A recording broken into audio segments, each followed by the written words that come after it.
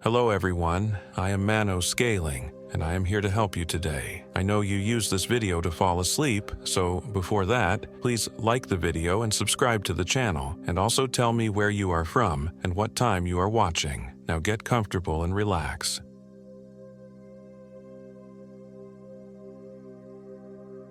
My name is Marcus Reeves, and I am 34 years old. This happened in October 2023.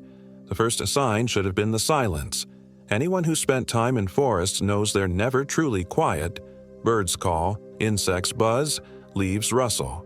But as we hiked deeper into the Los Hills State Forest in western Iowa, the woods around us fell into an unnatural hush. Even our footsteps seemed muffled, as if something in the air was dampening sound itself. "You hear that?" I asked. "Hear what?" Ellie replied, adjusting her backpack straps. "Exactly. Nothing." My wife rolled her eyes, but I could see the slight tension in her shoulders. We'd been planning this anniversary hiking trip for months. 3 days in one of Iowa's most remote wilderness areas. A chance to disconnect, to celebrate 5 years of marriage away from our busy lives in Des Moines. Now, 6 miles from the nearest road, the disconnection felt more ominous than liberating. The Los Hills aren't like other mountain ranges. Formed from fine, wind-blown soil deposited after the last ice age, they create a landscape both beautiful and disorienting. Deep, maze-like ravines and sharp ridges covered in dense oak-hickory forest. The trails twist unpredictably, and the hills themselves seem to play tricks with sound and distance. "Map says there's a good camping spot about a mile ahead near Murray Hill," I said, checking our paper map. Cell service had disappeared hours ago and my phone's GPS had been glitching all afternoon, showing us in impossible locations or freezing completely. "Perfect timing. My feet are killing me." Ellie smiled, but I could tell she was exhausted. We'd covered nearly 12 miles that day, and the terrain had been more challenging than the guidebook suggested. We pushed forward as the October sun began its early descent. The temperature was dropping faster than I'd anticipated. Another oddity. Weather reports had predicted mild conditions, but now my breath was visible in the fading light. The campsite, when we finally reached it, was a small clearing nestled in a natural depression between 2 ridges. Protected from the wind, with a small seasonal stream nearby, it seemed ideal. Too ideal, perhaps. The ground was oddly clear of debris, as if it had been recently swept. No fallen branches, few leaves, just bare earth surrounded by dense forest. "Someone's been here recently," Ellie said, voicing my thoughts. "Looks maintained." "Probably Forest Service," I replied, though I wasn't convinced. The trail maps hadn't shown this as an official site. We set up camp with practiced efficiency. Our 2-person tent, a small cooking area. Our supplies hung from a tree branch to keep them away from wildlife. As darkness fell completely, I built a fire in the existing fire ring. The wood was damp and the flames struggled, burning with an odd bluish tinge at the edges. "That doesn't look right," Ellie said, staring at the flames as she sipped from her thermos of tea. "Just mineral deposits in the wood," I explained, though I'd never seen anything like it. Old miners' cabins used to dot these hills, probably some copper or iron in the soil. Ellie nodded but kept her distance from the fire. An astronomer by profession, she was looking forward to the stargazing opportunities away from city lights. But as night fully descended, we realized something else was wrong. "Where are the stars?" she whispered. I looked up. The sky was clear, no clouds, but the stars were muted. Dim, as if seen through a veil. Even the moon seemed farther away, its light struggling to pierce whatever hung between us and the sky. "Probably atmospheric conditions," I said, but the explanation sounded hollow even to me. We ate our dehydrated camping meals in uneasy silence, the fire casting strange shadows that seemed to move independently of the flames. Twice I thought I heard footsteps in the forest beyond our clearing, but when I shone my flashlight there was nothing but trees standing unnaturally still in the windless night. "I'm going to turn in," Ellie finally said, her voice tight. "Coming?" I nodded, banking the fire carefully. "Right behind you." Inside our tent, wrapped in our sleeping bags, we both pretended to fall asleep quickly. But I could tell from Ellie's breathing that she was awake, listening just as intently as I was to the forest outside. The sounds started around midnight. Soft at first, twigs snapping, leaves rustling, normal forest noises if there had been any wind, but the air remained still. Then came the whispers. They weren't in English or any language I recognized, just sibilant, urgent sounds that seemed to circle our campsite, never coming closer but never moving away. Sometimes they almost formed words I could almost understand, hanging at the edge of comprehension. Beside me, Ellie had gone rigid, her hand clutching mine so tightly it hurt. "You hear it too?" I breathed. She nodded, her eyes wide in the darkness. "Probably just the stream," I said, not believing it myself. "Sound carries strangely in these hills." The whispers continued for what felt like hours, finally fading as the first hint of gray dawn appeared. We must have fallen asleep from sheer exhaustion because when I next opened my eyes, weak sunlight was filtering through the tent fabric. Ellie was already up, dressed and looking grim. "What's wrong?" I asked, sitting up. "Our food is gone," she said flatly. "All of it. The bag's still hanging where we left it, but it's empty." I scrambled out of the tent. Sure enough, our food bag hung exactly where I'd secured it the night before, but when I lowered it, I discovered every wrapper had been neatly opened, every morsel of food removed, no tears in the bag, no signs of animal claws or teeth, just precisely opened packages emptied of their contents. "Bears?" Ellie suggested, though we both knew black bears were rare in this part of Iowa, and no bear could have been so meticulous. "Let's pack up," I said. "We've got enough energy bars in our day packs to get back to the car." But as we began breaking down our campsite, I made another discovery. The map was gone from my jacket pocket. So was our compass. "Did you move these?" I asked Ellie, trying to keep the rising panic from my voice. She shook her head. "Maybe they fell out yesterday?" I always kept them zipped securely in my breast pocket, a habit from years of wilderness trips. They couldn't have simply fallen out. But I didn't say this to Ellie. "It's fine," I said instead. "I know these trails well enough, and we've got the sun for direction." Except the sun was barely visible through the strange haze that had settled over the forest, and the trail we'd followed in had changed. Where yesterday there had been a clear path heading east, now there seemed to be multiple faint trails branching in different directions. "This isn't right," Ellie said, her scientific mind clearly struggling with the impossibility of the situation. "The path can't just change overnight." "We must have approached from a different angle," I reasoned, though I knew it wasn't true. "Let's try this one. It heads east, which is the direction we need." We started walking, our pace faster than safety dictated. Neither of us wanted to spend another night in the forest. But after 2 hours of hiking, we should have reached a recognizable landmark, a distinctive rock formation that had been only an hour from our campsite on the way in. Instead, the landscape grew increasingly unfamiliar. The hills seemed steeper, the ravines deeper, the trees closed in, branches reaching lower as if trying to impede our progress. "We need to turn back," Ellie finally said, stopping in her tracks. "This isn't right." I checked my watch. Nearly noon, which meant we'd been walking for over 4 hours. The trail behind us should have led back to our campsite, but when I turned to look, the path we'd been following had vanished. Just unbroken forest floor, without so much as a footprint. "This is impossible," I whispered. Ellie's face had gone pale. "We need to stay put. That's what they teach in wilderness survival. If you're lost, stop moving." So we did. We found a small clearing, spread out my jacket, and sat down to take stock of our situation.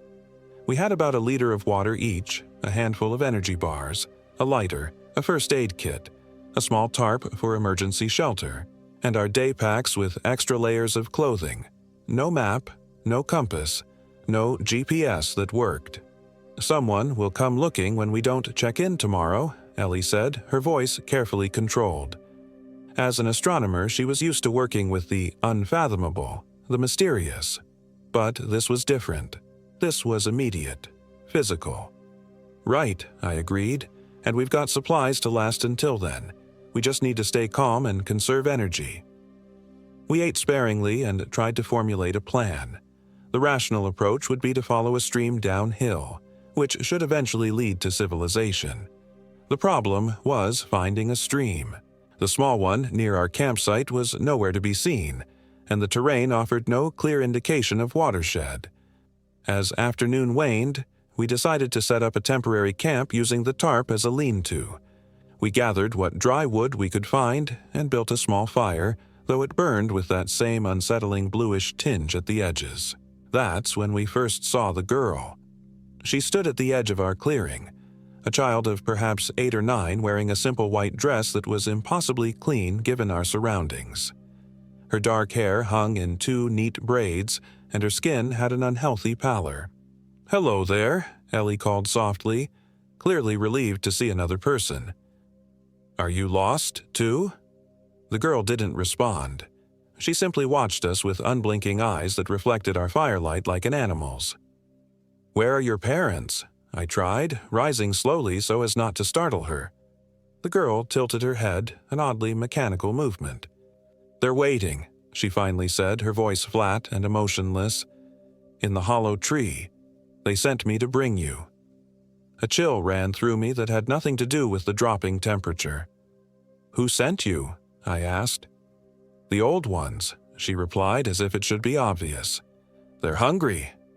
Ellie gripped my arm, her fingers digging painfully into my flesh.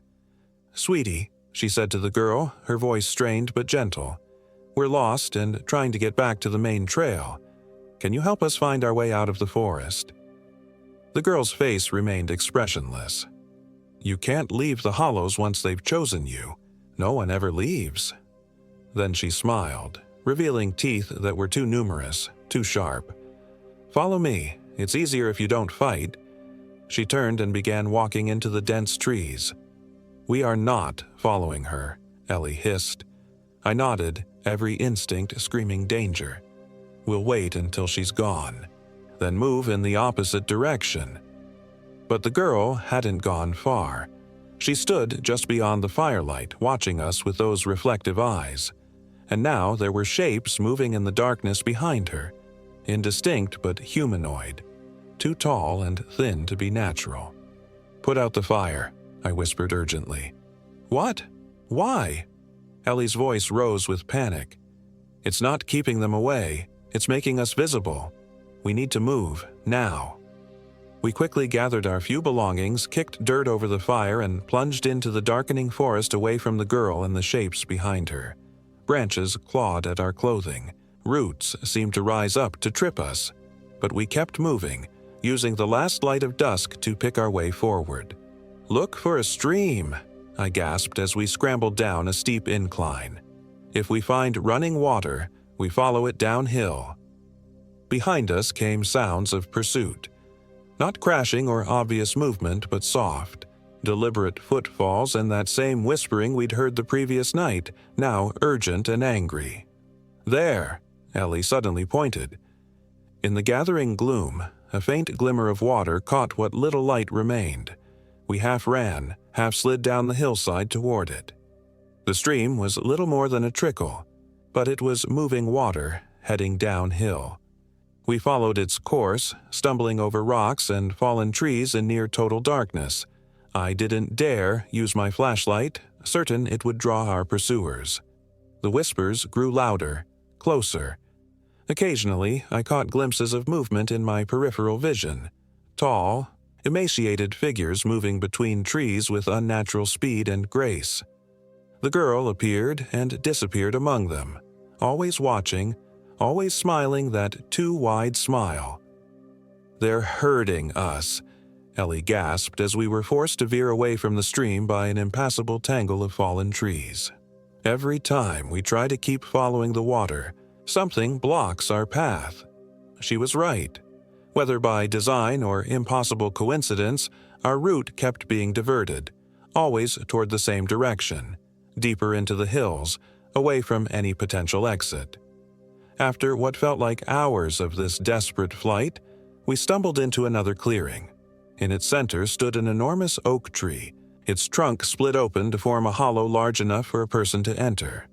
The opening resembled nothing so much as a gaping mouth, and from within came a soft, pulsing light with that now familiar blue tinge. The whispers stopped. The forest fell silent. We stood, gasping for breath, aware that we had been driven to exactly this spot.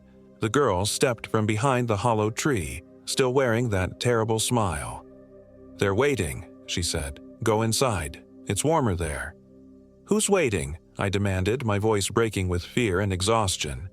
"The old ones," she replied. "The hungry ones. The ones who walked these hills before your kind knew fire." She tilted her head again in that unnatural way. "They've been watching you since you crossed into their territory. They marked you." "Marked us?" Ellie's voice was barely audible. In answer, the girl lifted her small hand and made a gesture. Immediately, my chest began to burn as if branded. Yanking up my shirt, I saw a symbol etched into my skin over my heart. Lines and curves that hurt to look at directly, like an optical illusion that refused to resolve. Ellie had the same mark in the same place. "When did they—" I began, but the girl interrupted. "While you slept. The first night always belongs to them." The significance hit me. "The first night? You mean other people have?" "Many others," the girl nodded. "The hungry ones need to feed, sometimes on flesh, sometimes on fear, sometimes on memories." Her eyes gleamed in the darkness. "They've been hungry for so long." "We're leaving," I said firmly, taking Ellie's hand. "Now." The girl's smile didn't waver. "There is no leaving. The marks bind you to this place now. The further you run, the stronger they pull. Haven't you noticed?" And I had. With each step we'd taken in our desperate flight, a heaviness had grown in my chest, a pressure that made breathing difficult. Looking at Ellie, I could see she felt it too. "What do they want?" Ellie asked, her scientific mind still trying to make sense of the impossible. "A fair exchange," the girl replied. "Life for life, memory for memory. One of you may leave if the other stays forever." "That's not happening," I said immediately. "We're both leaving." The girl shrugged, an oddly adult gesture. "Then neither of you leaves. The hungry ones have patience. They've waited centuries between meals before." From the hollow tree came a sound, not quite a voice, not quite a growl. The girl turned toward it, nodded as if receiving instructions. "They offer you until dawn to decide," she announced. "One stays willingly, one goes free, or both stay unwillingly." She pointed to the ground around us.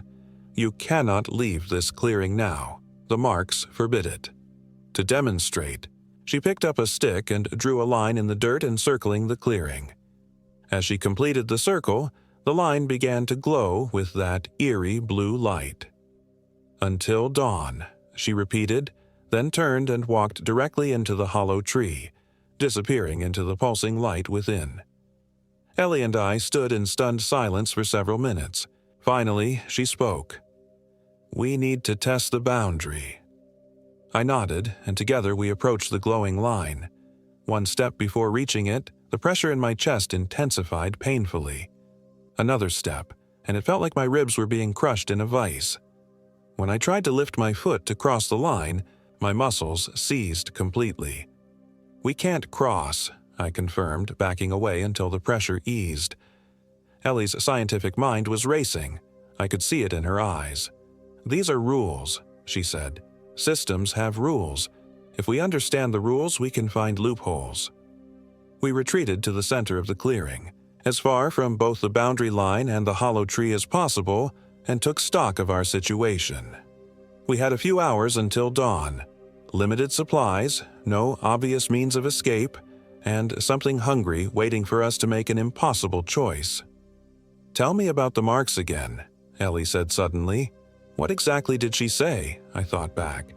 that they bind us to this place, that the further we run, the stronger they pull. So the marks create some kind of tether, Ellie reasoned. What if we could remove them? I touched my chest where the symbol burned beneath my shirt. How? We don't have anything to... But Ellie was already digging in our first aid kit. She pulled out a small bottle of antiseptic and the sharpest item we had, a pair of small scissors. You can't be serious, I said, horrified. I'm not suggesting we cut them out, she clarified. But what if we alter them? Change the pattern? It was desperate logic, but we had nothing else. Ellie carefully cleaned the scissors with the antiseptic, then lifted her shirt to expose her mark. Be careful, I warned needlessly. She handed me the scissors. You have steadier hands. With a deep breath, I examined the symbol on her skin. It resembled nothing I recognized. Not any occult symbol I'd ever seen, not any ancient language, just lines and curves that somehow repelled direct observation. I'm going to try adding a line, I said. Just one, to see what happens. Ellie nodded grimly. Do it. I pressed the scissor tip to her skin just firmly enough to scratch the surface, not cutting deeply, just enough to draw a tiny bead of blood. I drew a straight line intersecting one of the curves of the symbol. The effect was immediate. The entire mark flared with blue light, and Ellie gasped in pain. But then something unexpected happened. The pressure in the clearing lessened slightly, as if a valve had been released. It worked, Ellie whispered. Try another line. Before I could, a howl of rage emanated from the hollow tree, an inhuman sound that made my bones vibrate. The girl appeared in the opening, her form now flickering between the child we'd seen and something else, something gaunt and ancient, with too many joints and fingers like twigs. Stop, she commanded, her voice layered with other, deeper voices. What you break cannot be mended. But Ellie had already grabbed the scissors from my shaking hand and was adding another line to her mark. More blue light, more pressure released. The creature that was no longer pretending to be a girl stepped fully from the tree. In the blue glow of the boundary line, I could see what it truly was. A desiccated thing of skin stretched over impossible angles, with a face that was mostly mouth. You will both serve, it rasped. You will both feed us. Forever. It began moving toward us with jerky, insect-like motions. The boundary, I gasped. It can cross, but we can't. Different rules for them, Ellie said, adding a third line to her mark. Marcus, you need to do yours too. I took the scissors with trembling fingers and mimicked what she'd done, adding intersecting lines to my own mark. Each addition sent waves of pain through my body, but each also weakened whatever force held us captive. The creature was halfway across the clearing now, moving in that disturbing, broken, jointed way. Behind it, shapes were emerging from the hollow tree, things I could only glimpse in fragments, my mind refusing to assemble them into coherent forms.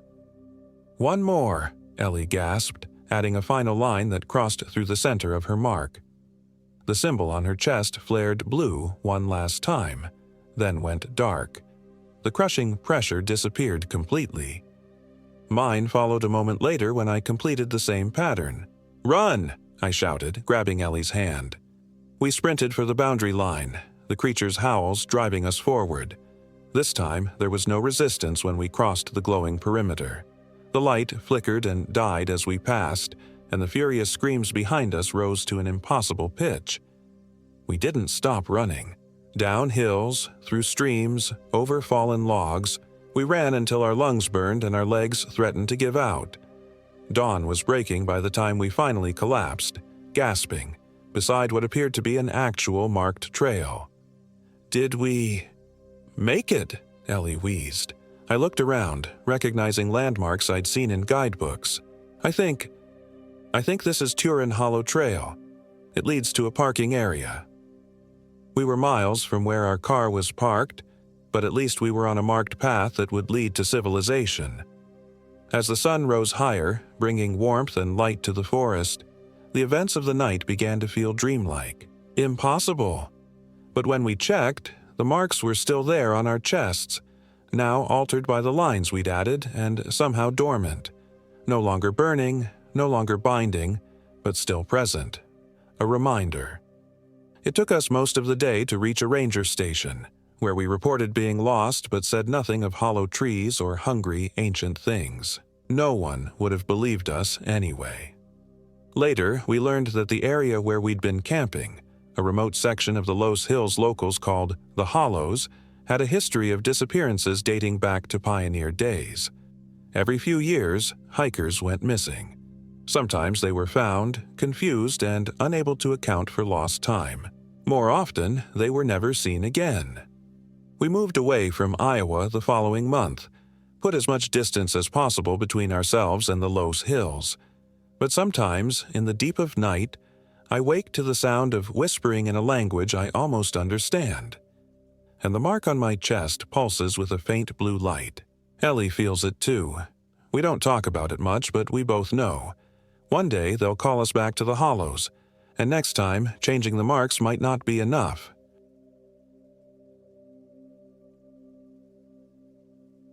My name is Daniel Whitaker, and I am 34 years old. This happened in October 2023.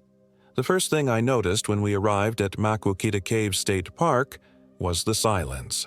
Not the peaceful kind that soothes your soul, but the oppressive kind that feels like it's watching you.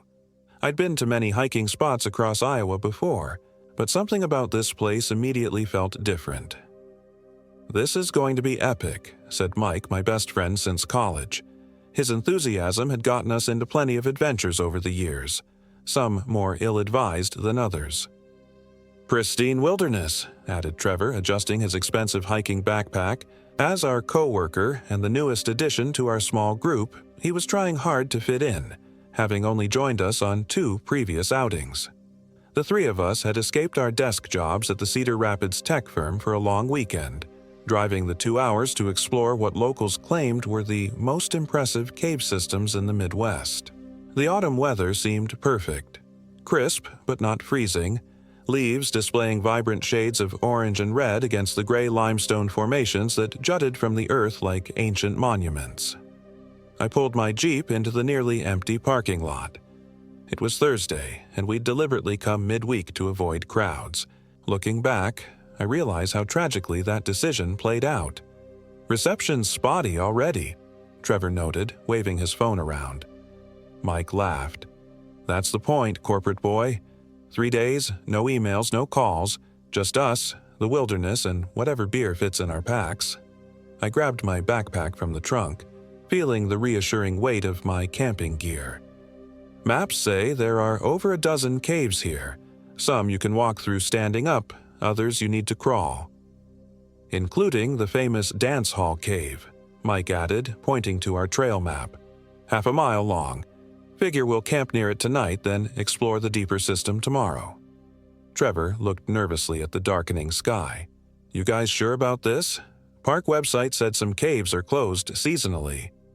"Most are open," I reassured him. "Besides, we'll stick to the marked trails." That was our first lie to ourselves. The hike to our intended campsite started pleasantly enough. The wooded trail wound through limestone bluffs. Small streams cutting through rock formed over 400 million years ago. The forest smelled of damp earth and decaying leaves, nature's perfume in fall. "Daniel, you hear that?" Mike stopped suddenly, cocking his head. I paused. "Hear what?" "Thought I heard someone calling, like a shout, but far away." Trevor glanced around nervously. "Probably other hikers." "Probably," I agreed, though the parking lot had been nearly deserted. We hiked another mile before finding our spot, a small clearing near the entrance to Dance Hall Cave, but far enough from the main trail that we wouldn't be disturbed. As we set up our tents, I couldn't shake the feeling of being watched. The trees seemed to lean inward, their branches creating shadows that moved even when the wind was still.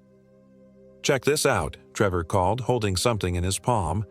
When Mike and I approached, I saw a small figurine carved from what appeared to be bone, about 2 inches tall, humanoid but with disproportionately long limbs and an elongated head.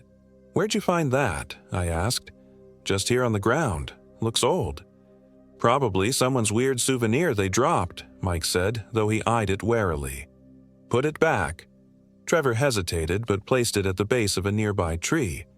When he turned away, I could have sworn the figurine had shifted position, now facing our camp. As darkness fell, we huddled around our campfire, passing a flask of whiskey while Mike told his usual outlandish stories. The stars emerged in breathtaking clarity, the Milky Way a brilliant smear across the black canvas above us. "You guys know about the disappearances here?" Trevor asked suddenly. Mike groaned. "Here we go with the spooky campfire tales." "No, seriously. When I was researching this place, I found these old newspaper articles. Back in 1908, an entire family vanished while exploring these caves. Their belongings were found at their campsite, but they were never seen again." "Probably got lost and died of exposure," I reasoned. "That's not all," Trevor continued. "In the 1970s, 3 college students disappeared during a weekend trip here. Their car was in the parking lot, tents still set up. Search parties found nothing." "Urban legends," Mike dismissed. "Every camping spot has them." The fire popped loudly, sending sparks into the night air. Something rustled in the undergrowth beyond our camp perimeter. Probably a raccoon or a possum, I told myself. There was a survivor once. Trevor's voice had dropped to a whisper. A woman who came out of the caves after being missing for 3 days. According to the article, she was incoherent, babbling about people who weren't people, living in the deeper cave systems. She was committed to an asylum and died there a year later. "Enough," I said, noticing how the shadows had deepened around us. "Let's turn in. We have a full day of exploring tomorrow." Inside my tent, I lay awake listening to the forest sounds. The hooting of an owl, the distant yip of coyotes, the whisper of wind through bare branches. But underneath those familiar noises was something else. A rhythmic tapping, like stone on stone, coming from the direction of the cave entrance. It was too consistent to be natural. I must have fallen asleep eventually because I woke suddenly to absolute silence. Even the night insects had gone quiet. My watch read 3:18 a.m. Something had woken me, a noise or sensation I couldn't identify. Unzipping my tent, I peered out into the moonlit clearing. Mike and Trevor's tents were undisturbed, but at the edge of our camp, barely visible in the pale light, stood a figure. It was human-shaped but wrong somehow. Too tall and thin, its proportions slightly off. It stood perfectly still, and though I couldn't make out a face, I knew it was watching us. My breath caught in my throat. I blinked, and it was gone. Just a trick of shadows and moonlight, I told myself, zipping my tent closed again. Just my imagination fueled by Trevor's stories. Morning arrived with gray skies and a light drizzle. As I emerged from my tent, Trevor was already up, hunched over our camp stove making coffee. "Sleep well?" he asked, his eyes ringed with dark circles. "Well enough," I lied. "You look terrible." "Had weird dreams all night. Felt like something was calling me from inside the cave." Mike emerged, stretching dramatically. "Perfect day for cave exploring. Cool, but not cold." As we ate breakfast, I noticed Trevor repeatedly glancing toward the tree line. I followed his gaze but saw nothing unusual, just mist hanging between the trunks like ghostly curtains. "The bone carving's gone," he said finally. "What?" "That figurine I found yesterday. I put it right there." He pointed to the tree. "Now it's gone." "Probably an animal took it," Mike suggested. Trevor didn't look convinced, but he dropped the subject. After breakfast, we gathered our day packs with water, snacks, flashlights, and first aid supplies. The entrance to Dance Hall Cave gaped before us. A dark mouth in the limestone cliff face, cool air flowing outward like breath. "Remind me again why we do this?" Trevor joked nervously. "Because offices are prisons and nature is freedom," Mike replied, switching on his headlamp. "Come on, freedom awaits." Dance Hall Cave earned its name. The main passage was indeed large enough to hold a dance, ceiling soaring 15 feet above us, walls smoothed by ancient waters. Our lights bounced off the limestone, creating a disorienting play of shadows. Water dripped somewhere ahead, each drop echoing like a tiny bell. "This is on the main tourist trail," I explained, consulting my map. "Perfectly safe, but there are offshoots that get much narrower." We followed the marked path through the impressive chamber, taking photos and admiring the occasional stalactite. About a quarter-mile in, the passage narrowed, and we had to proceed single file. "Check this out," Mike called from ahead, his voice bouncing strangely off the walls. When Trevor and I caught up, he was pointing his light at the cave wall where someone had carved graffiti. "They sing below." "Creepy," Trevor muttered. "Old, too," I said, examining the weathered edges of the carving. These marks could be decades old. As we pressed deeper, the marked trail ended at a chamber with several smaller tunnels branching off. According to my map, this was as far as casual visitors were supposed to go. The remaining passages were either too dangerous or preserved for their geological features. "So, back to camp?" Trevor asked hopefully.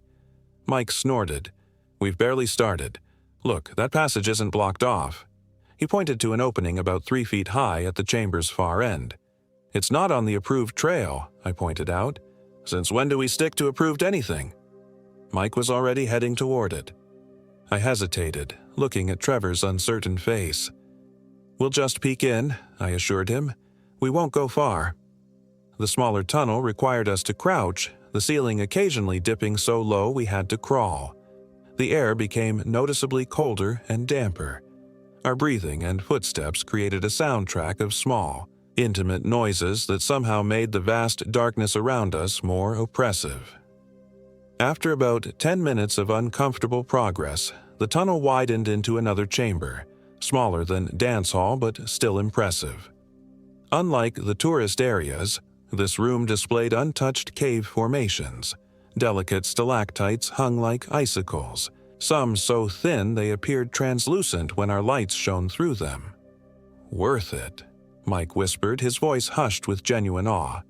Even Trevor seemed impressed. "Look at those colors," he said, pointing to where minerals had stained the flowstone with ribbons of amber and rusty red. I was about to suggest we head back when my light caught something on the far wall, markings that were clearly not natural. Moving closer, I realized they were paintings. Primitive but deliberate, rendered in red ochre. Stick figures with elongated limbs and oversized heads, arranged in a circle around a central figure that appeared to be emerging from a crack in the rock. "Guys," I called, "these look like Native American cave paintings." Mike and Trevor joined me, their lights adding to mine to illuminate the ancient artwork. "I didn't know there were pictographs in these caves," Trevor said. "There aren't supposed to be," I replied. "At least, none that I read about." "Maybe they're not documented," Mike suggested. "Or fake. Someone's idea of a joke." I shook my head. "They look old, really old." As we examined the paintings, I noticed that the crack in the center, the one the pictograph figures seemed to be celebrating or worshipping, was actually the entrance to yet another passage. This one was barely visible, a black slit in the rock face about 2 feet wide. Mike noticed it too. "Bet that goes somewhere interesting." "No way," I said firmly. "That's not even close to being on any map." He grinned. "Exactly, unexplored territory." "Or dangerous territory," Trevor added. "These caves flood, remember? There could be sudden drops, unstable ceilings." "Just a quick look," Mike insisted. "We've got lights, water, and 3 smart guys. What could go wrong?" A lot, as it turned out. The narrow passage forced us to move sideways, chest and back scraping against cold stone. The temperature dropped noticeably, our breath forming vapor clouds in our headlamp beams. The sound of dripping water grew louder, but with an odd rhythmic quality that tickled something primal in my hindbrain. The passage eventually opened into a space so vast our lights couldn't reach the ceiling or far walls. The floor sloped downward, becoming increasingly wet and slippery. The air carried a mineral scent with an undertone of something less pleasant, something organic and wrong, like rotting vegetation but sharper. "I don't like this," Trevor said, his voice tight. For once, Mike didn't mock him. "It's a big chamber. Let's just look around a bit before heading back." We picked our way carefully across the slick floor. In places, small pools had formed, the water so still and clear it was nearly invisible until our lights reflected off the surface. In one such pool, I noticed small white objects. "Are those bones?" Trevor asked, peering over my shoulder. They were small animal bones, arranged in a distinct pattern at the bottom of the pool. Not scattered as they would be if they'd washed in naturally, but placed deliberately to form what looked like a spiral. "Someone's been here before us," I said, trying to keep my voice steady. "Yeah, but who?" Mike replied. "And why arrange bones like this?" That's when we heard it. A sound that didn't belong in a cave or anywhere in the natural world. A high, thin wailing that rose and fell like a broken siren, echoing from deeper within the chamber. It lasted perhaps 5 seconds before cutting off abruptly.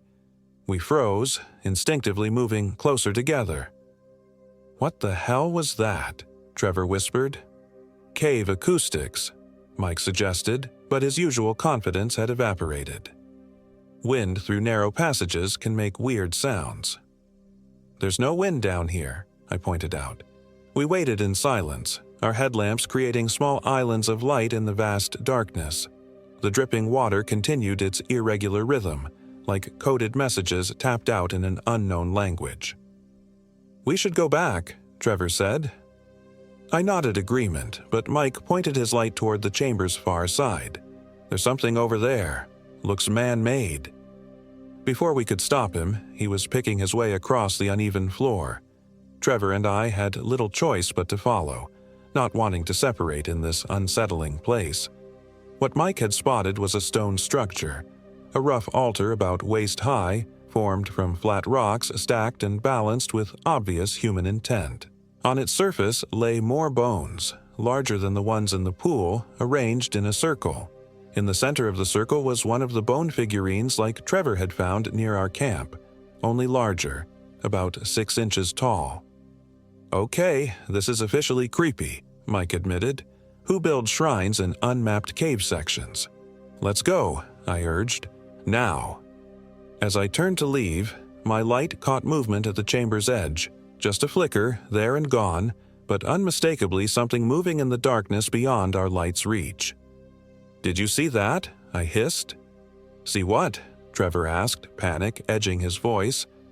Before I could answer, the wailing sound came again, closer this time, and followed by a series of clicks like stone knocking against stone. "Go!" I shouted, no longer caring about maintaining calm. We scrambled back toward the narrow passage, our lights bouncing wildly across the chamber. In those chaotic flashes, I caught glimpses of movement in our periphery. Tall, thin shapes darting between rock formations, always just at the edge of clear visibility. The return through the narrow passage was frantic, our bodies scraping painfully against the stone walls. Terror gave us speed we hadn't possessed on the way in. We burst back into the pictograph chamber, gasping and wide-eyed. "What the hell?" Mike panted. "What did we just see?" "Nothing," Trevor insisted, though his face was ashen. "Just shadows, reflections from our lights." "We need to get out," I said. "Back to camp, pack up, and leave." We retraced our path through the caves with none of our earlier curiosity or wonder, now moving with single-minded focus toward the exit. The main tourist passages that had seemed so impressive on the way in now felt constricting, the darkness beyond our lights malevolent rather than mysterious. I was in the lead when we reached the final bend before Dance Hall Cave's main chamber. As I rounded the corner, my light illuminated a figure standing directly in our path. I recoiled with a shout that echoed off the cave walls. The figure didn't move. A woman in hiking clothes, her head tilted at an odd angle. "Jesus!" Mike exclaimed. "You scared us half to death." The woman remained motionless. She appeared middle-aged with long gray-streaked hair and a gaunt face. Most disturbing was her expression, blank eyes staring through us rather than at us. "Are you okay?" I asked, taking a cautious step forward. "Are you lost?" For several heartbeats, she was perfectly still. Then her head rotated further, the angle becoming anatomically impossible. When she spoke, her voice was like gravel being crushed. "You shouldn't be here," she said, lips barely moving. "They don't like new voices." "Who doesn't?" Trevor asked, his voice barely a whisper. The woman's face split into a smile too wide for her face. "Those who sing below. Those who have always been here." She took a jerky step toward us, movements unnatural like a marionette controlled by an unskilled puppeteer. "They want you to stay," she continued, "to add your voices to theirs." Mike's hand gripped my shoulder. "Back up," he murmured, slowly. As we retreated, the woman's head rotated back to a normal position. "Too late," she said almost sadly. "You've been heard." Then she turned and walked away, disappearing into the darkness of a side passage I hadn't noticed before. "What the absolute fuck?" Mike's voice shook. "Mental illness," I suggested weakly.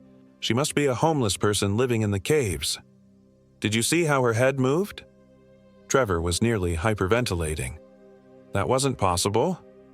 "Trick of the light," I insisted, not believing it myself. "Come on, we're almost out." We practically ran the remaining distance to the cave entrance. The gray daylight streaming in through the mouth of Dance Hall Cave was the most beautiful sight I'd ever seen. We emerged into the drizzling afternoon, gulping fresh air. "Camp," I said. "Get our stuff and go. Right now." We hurried back to our campsite, the forest around us suddenly sinister where it had been merely atmospheric the day before. Every shadow might hide watching eyes, every rustle of leaves could be something following us. Our tents appeared undisturbed when we reached the clearing, but something was immediately wrong. All our equipment, backpacks, camp stove, food bags, had been arranged in a perfect circle in the center of the campsite. "We didn't leave it like this," Trevor said unnecessarily. "Maybe rangers came by," Mike suggested without conviction. Inside my tent, my sleeping bag had been neatly folded, something I definitely hadn't done before leaving that morning. On top of it sat a bone figurine like the one Trevor had found, only this one's elongated head was carved to resemble my own face with disturbing accuracy. I backed out of the tent, nearly colliding with Trevor, who looked equally shaken. "My stuff's been moved," he said, "and there's another one of those carvings." Mike emerged from his tent, face pale. "Let's get the hell out of here. Leave the tents if we have to." We hastily shoved essential items into our day packs, abandoning the larger camping equipment. As we worked, the light seemed to drain from the day prematurely, shadows deepening around us though it was barely mid-afternoon. The tapping sound I'd heard in the night started again, stone on stone, rhythmic but irregular, coming from all directions at once. Between the taps came whispers, too quiet to make out words but unmistakably voices. "Run," I said simply, and we did. The trail back to the parking lot seemed longer than I remembered, branches reaching for us like grasping hands, roots rising from the earth to trip our desperate feet. The whispers followed, growing louder, occasionally resolving into words I almost understood before dissolving back into meaningless sound. We were perhaps halfway to the parking area when Trevor stumbled, crying out in pain. Mike and I turned back to find him on the ground, clutching his ankle. "I can't," he gasped. "Something grabbed me, pulled me down." I scanned the trail behind him but saw nothing unusual, just fallen leaves and exposed roots. Mike and I hauled him up, supporting him between us as we continued at a hobbled pace. "Listen," Mike said suddenly, stopping. The forest had gone completely silent. No birds, no insects, not even the sound of wind in the trees. The only noise was our labored breathing and a faint rhythmic scraping from somewhere nearby. "What is that?" Trevor whispered. "Don't know. Don't want to find out," I replied, urging them forward. We rounded a bend in the trail and froze. The path ahead was blocked by crude structures, stacks of rocks balanced atop one another. dozens of them arranged across the trail. Some were simple cairns, others more complex formations that defied gravity. "Someone's fucking with us," Mike said, voice breaking. "We go around," I decided, helping Trevor step off the trail. As we bypassed the stone formations, I noticed small objects placed at the base of each stack. Teeth, tiny bones, fragments of what looked disturbingly like dried flesh. The forest grew darker by the minute, shadows deepening unnaturally. Twice I saw movement from the corner of my eye. Tall, thin shapes moving between trees, always just out of clear sight. The whispers grew louder, accompanied now by that same high wailing we'd heard in the cave. Trevor sobbed quietly, his face streaked with tears and sweat. "They're hurting us," he gasped. "Not toward the parking lot. They're steering us back toward the caves." With a chill, I realized he was right. The trail markers I'd been following weren't the same ones from our hike-in. Somehow, we'd been turned around, now moving deeper into the park rather than toward the exit. "New plan," I said, pulling out my phone. As expected, there was no signal. We head uphill. The parking area is on higher ground than most of the park. If we keep climbing, we'll eventually find a road. Mike nodded grimly. "Higher ground it is." We abandoned any pretense of following trails, instead picking our way through underbrush and overfallen logs, always angling upward. Trevor's injury slowed us considerably, each step drawing gasps of pain.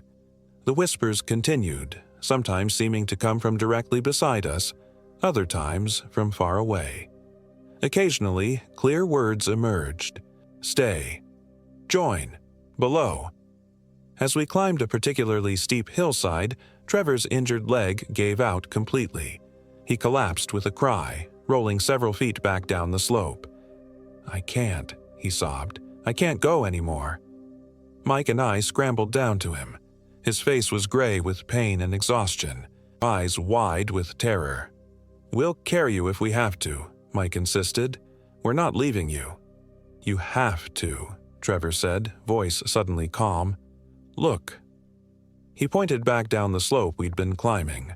Among the trees below, figures stood watching us, at least a dozen, their forms unnaturally tall and thin, skin pale as cave limestone. Even from this distance I could see their heads were wrong, elongated and misshapen, eyes too large and black, mouths stretching too wide across gaunt faces. "Oh, God," Mike whispered. "Go," Trevor urged. "I'll slow them down." "No way," I said, though terror screamed through every nerve in my body. "We stick together." The figures began to move, not walking but gliding up the slope with unnatural speed, their movements jerky and wrong like stop-motion animation played at irregular speeds. The wailing sound rose around us, now clearly coming from their stretched mouths. Mike and I hoisted Trevor up, half carrying, half dragging him as we resumed our desperate climb. Behind us, the creatures gained ground with each passing second. We crested the hill to find ourselves at the edge of a small clearing. Beyond it, to my immense relief, I could see the metal roof of what appeared to be a park maintenance building. "There," I gasped. "Shelter." We staggered across the clearing, Trevor's weight growing heavier as his strength faded. The whispering and wailing grew to a crescendo behind us, the sound physically painful now, like needles in my eardrums. 20 yards from the building, Mike suddenly pitched forward, dragging us all to the ground. I rolled over to see his leg extended behind him, ankle gripped by a pale hand that emerged from the earth itself, fingers elongated and jointed wrong, nails like yellowed talons. More hands burst from the soil around us, the ground itself coming alive with grasping limbs. I kicked frantically at the one holding Mike, my boot connecting with the sickening crunch. The hand released him, but immediately another took its place. "The building!" I shouted, pulling Mike up. "We have to get inside!" Trevor screamed, a sound of pure animal terror. I turned to see him being dragged backward, multiple hands clutching his injured leg. His fingers clawed furrows in the earth as he fought against their pull. "Help me!" he shrieked. Mike and I lunged for him, grabbing his outstretched arms. For a moment, we were locked in a macabre tug-of-war with the unseen creatures below the earth. Then something gave way with a wet, tearing sound. Trevor's scream transformed into a bubbling shriek. Blood fountained from his leg. No, from where his leg had been. The limb was gone below the knee, the ragged stump pumping red onto the forest floor. "No!" Mike screamed, still holding Trevor's arm. I grabbed Mike's jacket, yanking him backward. "We can't help him. Run!" The last thing I saw as we fled toward the maintenance building was Trevor being pulled into the earth, his eyes locked on mine, mouth open in a silent scream as the soil swallowed him whole. The maintenance building door was padlocked, but desperation gave us strength. Mike and I slammed against it repeatedly until the old hasp tore free. We tumbled inside, slamming the door behind us and dragging a heavy workbench against it. The small building was dusty and disused, clearly not regularly staffed.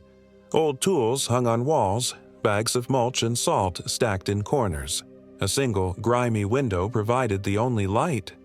"Trevor," Mike sobbed, sliding down the wall to sit on the concrete floor. "Jesus Christ, Trevor." I couldn't speak, could barely think through the horror clouding my mind. Outside, the wailing continued, now punctuated by sounds like stones scraping against the building's metal walls. "What are they?" Mike finally asked, voice hollow. "I don't know," I answered truthfully. "Something that lives in the caves, something that's always been here." We sat in shock as daylight faded outside the dirty window. The scraping sounds continued intermittently, sometimes right outside the door, other times circling to the building's far side. Occasionally, something heavy would slam against the walls, making the entire structure shudder. "They're testing for weaknesses," Mike whispered, "like velociraptors in Jurassic Park." The comparison would have been funny in any other circumstance. As full darkness fell, our only light came from our headlamps, which we used sparingly to conserve battery power. The park had no overnight staff this time of year. No one would come looking for us until at least tomorrow afternoon when we failed to check out. "We just need to last until morning," I said, trying to sound more confident than I felt. "These things seem to prefer darkness. Maybe sunlight will drive them away." "And if it doesn't?" Mike asked. I had no answer. Around midnight, the noises outside stopped. The sudden silence was almost more terrifying than the scratching and wailing had been. We strained our ears, occasionally catching what sounded like whispering directly outside the walls. "Think they gave up?" Mike asked hopefully. A soft tapping started on the window, gentle, almost tentative. When we directed our lights that way, we saw a hand pressed against the glass. A human hand, small and feminine. "Help me," called a woman's voice, the same woman we'd encountered in the cave. "Please, I'm hurt, let me in." We didn't move, didn't speak. "I know you're in there," the voice continued, now taking on a strange, multi-layered quality as if multiple voices spoke in imperfect unison. "We just want to talk. We want to show you the beauty below." The hand on the window began to change, fingers elongating, joints bending backward, nails extending into curved talons that scratched against the glass. "Open the door," the voices whispered, no longer pretending to be human. "Join our chorus. Sing with us in the deep places." "Fuck you," Mike spat. The window shattered inward, showering us with glass. A limb thrust through the opening, not an arm but something longer, segmented like an insect's leg but covered in ashen skin. It groped blindly around the window frame, searching for the latch. I grabbed the nearest weapon, a rusting shovel, and swung it at the probing limb. The metal edge connected with a sound like striking wet clay. The limb withdrew, a thick black fluid dripping from where I'd hit it. The wailing outside rose to a frenzy, multiple voices shrieking in rage or pain. Then came new sounds, thudding on the roof, scraping in the walls themselves, as if the creatures were trying to tear the building apart to reach us. "The door!" Mike shouted. The workbench we'd pushed against the entrance was sliding across the floor, the door behind it bulging inward under immense pressure. The wood splintered around the hinges, pale fingers poking through the widening cracks. "Back corner," I yelled, pointing to where the bags of salt and mulch were stacked. "Make a barricade." We dragged bags into a small fortress in the building's rear corner, creating walls of heavy sacks around us. Not much protection, but better than nothing. The door finally gave way with a crack like a gunshot. Through the falling debris came the creatures, sliding into the room like pale spiders, their proportions all wrong, movements jerky and unpredictable. In the direct beam of our lights, I could finally see them clearly. They had once been human, that much was obvious from their general shape, but they were changed, transformed by whatever force dwelled in the deep caves. Their limbs had elongated, extra joints added where none should be. Their skin was fish-belly white and damp-looking, stretched too tight over protruding bones. Their faces were the worst. Skulls distorted and expanded, eyes sunken and entirely black, mouths stretched into permanent grins filled with needle-like teeth. Among them was the woman from the cave, her transformation less complete than the others but still horrifying. Head partially elongated, one arm normal, the other stretched and jointed like the creatures. And behind her, being half carried by two of the taller entities, was Trevor. He was still alive, though just barely.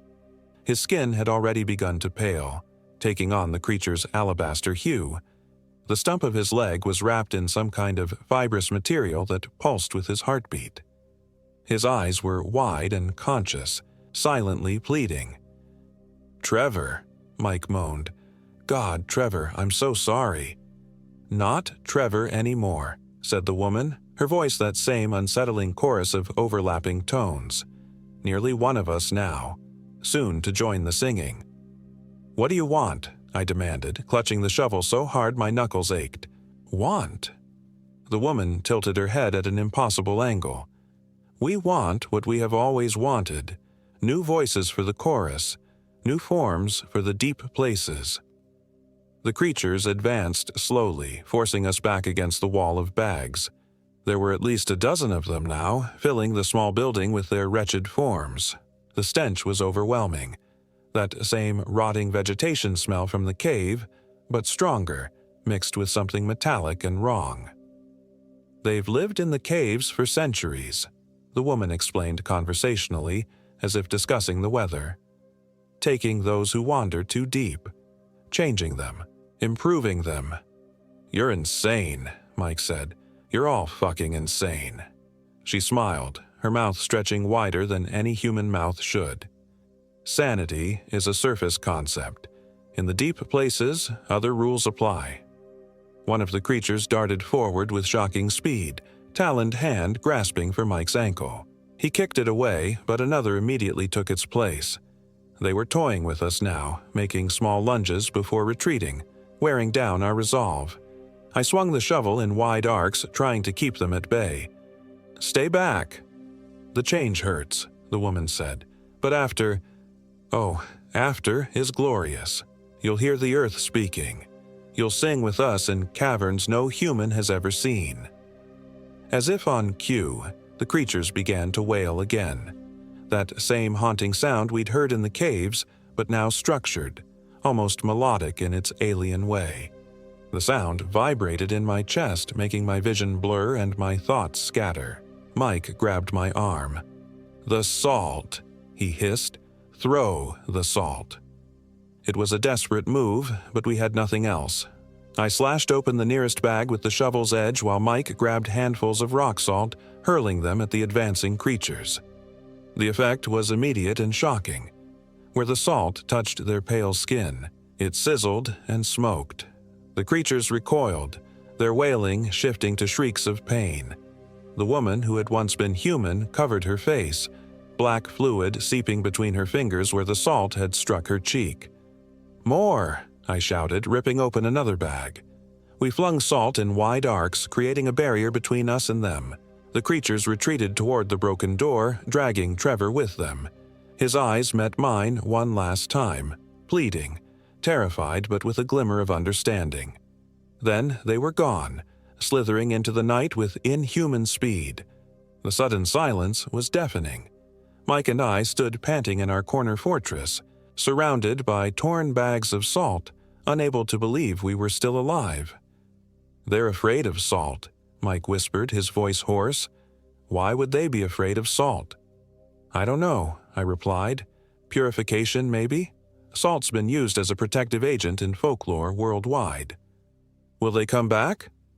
I glanced at the shattered window and splintered door. "Yes, we need to prepare." We worked frantically in the dim light of our headlamps, spreading salt across every entrance, door, window, even the small ventilation ducts near the ceiling. We found more tools that could serve as weapons, a pick, a hatchet, heavy wrenches, and positioned them within easy reach. "What about Trevor?" Mike asked as we worked. "Is there any way to save him?" I shook my head. "You saw him. The transformation had already started. Even if we could get him back—" "He'd never be the same," Mike finished, face grim. Minutes stretched into hours. Outside, occasional wails echoed through the forest, sometimes near, sometimes distant, as if the creatures were prowling the perimeter, searching for a way past our salt barriers. Around 4 a.m., I noticed something strange through the broken window, light reflecting off the metal walls, flickering like flames. "Mike, look." We peered cautiously through the shattered glass. In the clearing before the maintenance building, a fire blazed. Around it, the creatures had arranged themselves in a circle, swaying rhythmically as they emitted their alien song. At the circle's center was Trevor, suspended upright by some unseen force, his body jerking spasmodically as his transformation continued. His skin had gone completely white now, limbs beginning to elongate, joints bulging as new ones formed beneath the stretching skin. His head was changing too, skull expanding backward, face contorting as his jaw dislocated to accommodate a widening mouth. Even from a distance, I could see that his eyes were now entirely black. Most horrifying was his participation in the singing, his mouth moving in sync with the creatures, adding his changing voice to their hideous chorus. "Jesus," Mike breathed. "They're remaking him into one of them." As if hearing his words, every pale face in the circle turned simultaneously toward our window. The singing stopped. Trevor's suspended form rotated slowly until he faced us as well, his black eyes finding ours with terrible recognition. "Daniel," he said, his voice already taking on that layered quality of multiple speakers. "Mike, join us. It doesn't hurt anymore. Nothing hurts in the deep places." "Fight it. Trevor," Mike shouted. "You're still human." Trevor's face, what remained of it, twisted into a grotesque parody of pity. "Human is limited. We are eternal. We have lived beneath since before your kind built cities." "What are you?" I demanded. "We are the singers below," Trevor replied, voice resonating unnaturally. "We are the forgotten people. We have many names in your legends. Those who dwell in earth, those who fear the sun, the hollow ones." "Changelings," Mike whispered. Trevor's distorted face smiled. "A simplification, but yes, we take, we change, we improve." "You destroy," I countered. He shook his head, the movement fluid and wrong. "We transform, we perfect. We have achieved what your surface dwellers have always sought, immortality. We do not age in the deep places. We do not die unless killed, and we are very, very difficult to kill." As if to demonstrate, Trevor raised his arms. The stump where his leg had been was now sprouting a new limb, pale and malformed, but growing visibly even as we watched. "Come willingly," he urged. "The change is easier that way, painless almost. Fight, and we must break you first." "Never," Mike spat. Trevor's expression shifted to something colder. "Then we take you broken." At some unseen signal, the creatures scattered, vanishing into the surrounding forest. The fire continued to burn, but Trevor's suspended form was now alone in the clearing. "They're surrounding the building," I realized, coming from all sides. Noises confirmed my fear, scratching at the walls, thumping on the roof, scraping beneath the concrete floor itself. They were everywhere, testing our defenses, looking for weaknesses. I checked our salt barriers. They seemed intact, but how long would they hold? Salt dissolves, dissipates. We couldn't stay in this building forever. The first breach came through the ceiling, taloned hands punching through the thin metal, peeling it back like foil. Salt immediately flew upward from our desperate hands, driving back the reaching limbs with sizzling hisses. "They're hurting us," Mike shouted over the cacophony of wails and scraping talons. "They want us to run outside." He was right. The attacks were concentrated everywhere except the doorway, which remained ominously clear. They wanted us to flee in panic, to run straight into their waiting arms. "Dawn's coming," I said, checking my watch. "Maybe an hour until sunrise. If they fear salt, they might fear light too." "That's a big fucking might," Mike replied. A new sound joined the chaos, splintering wood from the building's rear wall. The creatures had found a weak point. Despite our salt barriers, they were breaking through, talons and elongated limbs tearing at the aging planks. "We need a new plan," I said. Mike's eyes darted around the building before fixing on something in the corner, a large canister with hazard markings.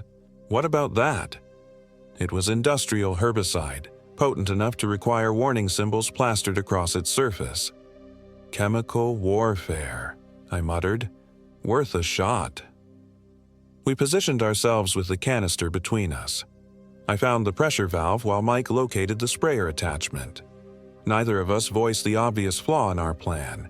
We'd have to get close enough to spray them, well within reach of those terrible talons. The back wall gave way with a crash.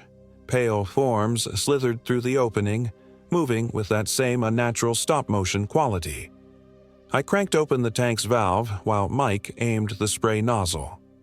The first creature to fully enter received a face full of chemicals. Unlike the salt, there was no immediate reaction, just confusion as the creature paused, black eyes blinking in the mist. Then came the screaming. It was a sound no human or animal throat could make, a shrieking that seemed to exist on multiple frequencies simultaneously. The creature clawed at its face, skin bubbling and dissolving where the herbicide had landed. It thrashed wildly, colliding with the others, spreading the chemical to them as well. The attack faltered as the affected creatures retreated, dragging their injured comrades with them. Outside, the wailing took on a different quality. Rage mixed with what sounded almost like fear. "It works," Mike said, voice filled with desperate hope. "We have a weapon." Our victory was short-lived. The sprayer's pressure gauge was already dropping. We had minutes of spray at most, not nearly enough to fight our way through the dozens of creatures surrounding us. Dawn light began to filter through the broken window, pale gray illuminating the destruction around us. The herbicide canister sputtered, nearly empty. "We make a run for it," I decided. "Straight for the Jeep. It's all we've got." Mike nodded grimly. We gathered the remaining salt into small bags torn from the larger sacks, stuffing them into our pockets. I kept the shovel. Mike armed himself with the hatchet. I slung the herbicide tank over my shoulder. Whatever little remained might buy us precious seconds. "On 3, I said, positioning myself beside the splintered doorway. Through the opening, I could see the clearing where Trevor still hung suspended beside the dying fire. Beyond him was the path that would eventually lead to the parking lot and safety. 1, 2, 3. We burst through the doorway into the gray dawn light, immediately veering around the clearing's edge, avoiding Trevor and the open ground. Oh, as expected, the creatures attacked at once. Pale forms streaming from the forest, emerging from the earth itself, all converging on our position. I swung the shovel in wide arcs, connecting with several of the creatures, knocking them back but never stopping our forward momentum. Mike's hatchet flashed beside me, keeping the monsters at bay on his side. We ran like we'd never run before, throwing handfuls of salt at any creature that got too close. The herbicide sprayer bought us precious space when 3 of the taller entities nearly cut us off, the chemical mist sending them writhing into the underbrush. Behind us, Trevor's voice called out, still eerily multiplied. "You cannot escape. The deep places are everywhere." The forest blurred around us. My lungs burned, legs trembling with exhaustion, but terror kept me moving. Mike stumbled once, a pale hand grasping his ankle, but a desperate swing of my shovel freed him. We crested a hill, and miraculously I recognized our surroundings. We were back on the main trail to the parking lot. Ahead, through the trees, I caught a glimpse of metal, vehicles in the morning light. "Almost there," I gasped. A shape lunged from the undergrowth. The woman from the cave, her transformation much further along now, face barely recognizable as human. She collided with Mike, sending them both tumbling down an embankment to the right of the trail. I skidded to a stop, torn between continuing to safety and helping my friend. "Go!" Mike shouted, wrestling with the creature. "Get help!" Instead, I emptied the last of the herbicide directly onto the woman-thing's back. She arched in agony, her grip on Mike loosening enough for him to scramble away. Together again, we made the final push to the parking lot. My Jeep sat exactly where we'd left it, a beautiful sight in the growing daylight. We threw ourselves inside, hands shaking so badly I could barely get the key into the ignition. The engine roared to life. Through the rearview mirror, I saw them gathering at the parking lot's edge, dozens of pale figures, standing unnaturally still in the tree line, black eyes watching. At their center stood Trevor, his transformation nearly complete, only the faintest suggestion of his original features visible in the elongated face. "Drive," Mike whispered. "For God's sake, drive."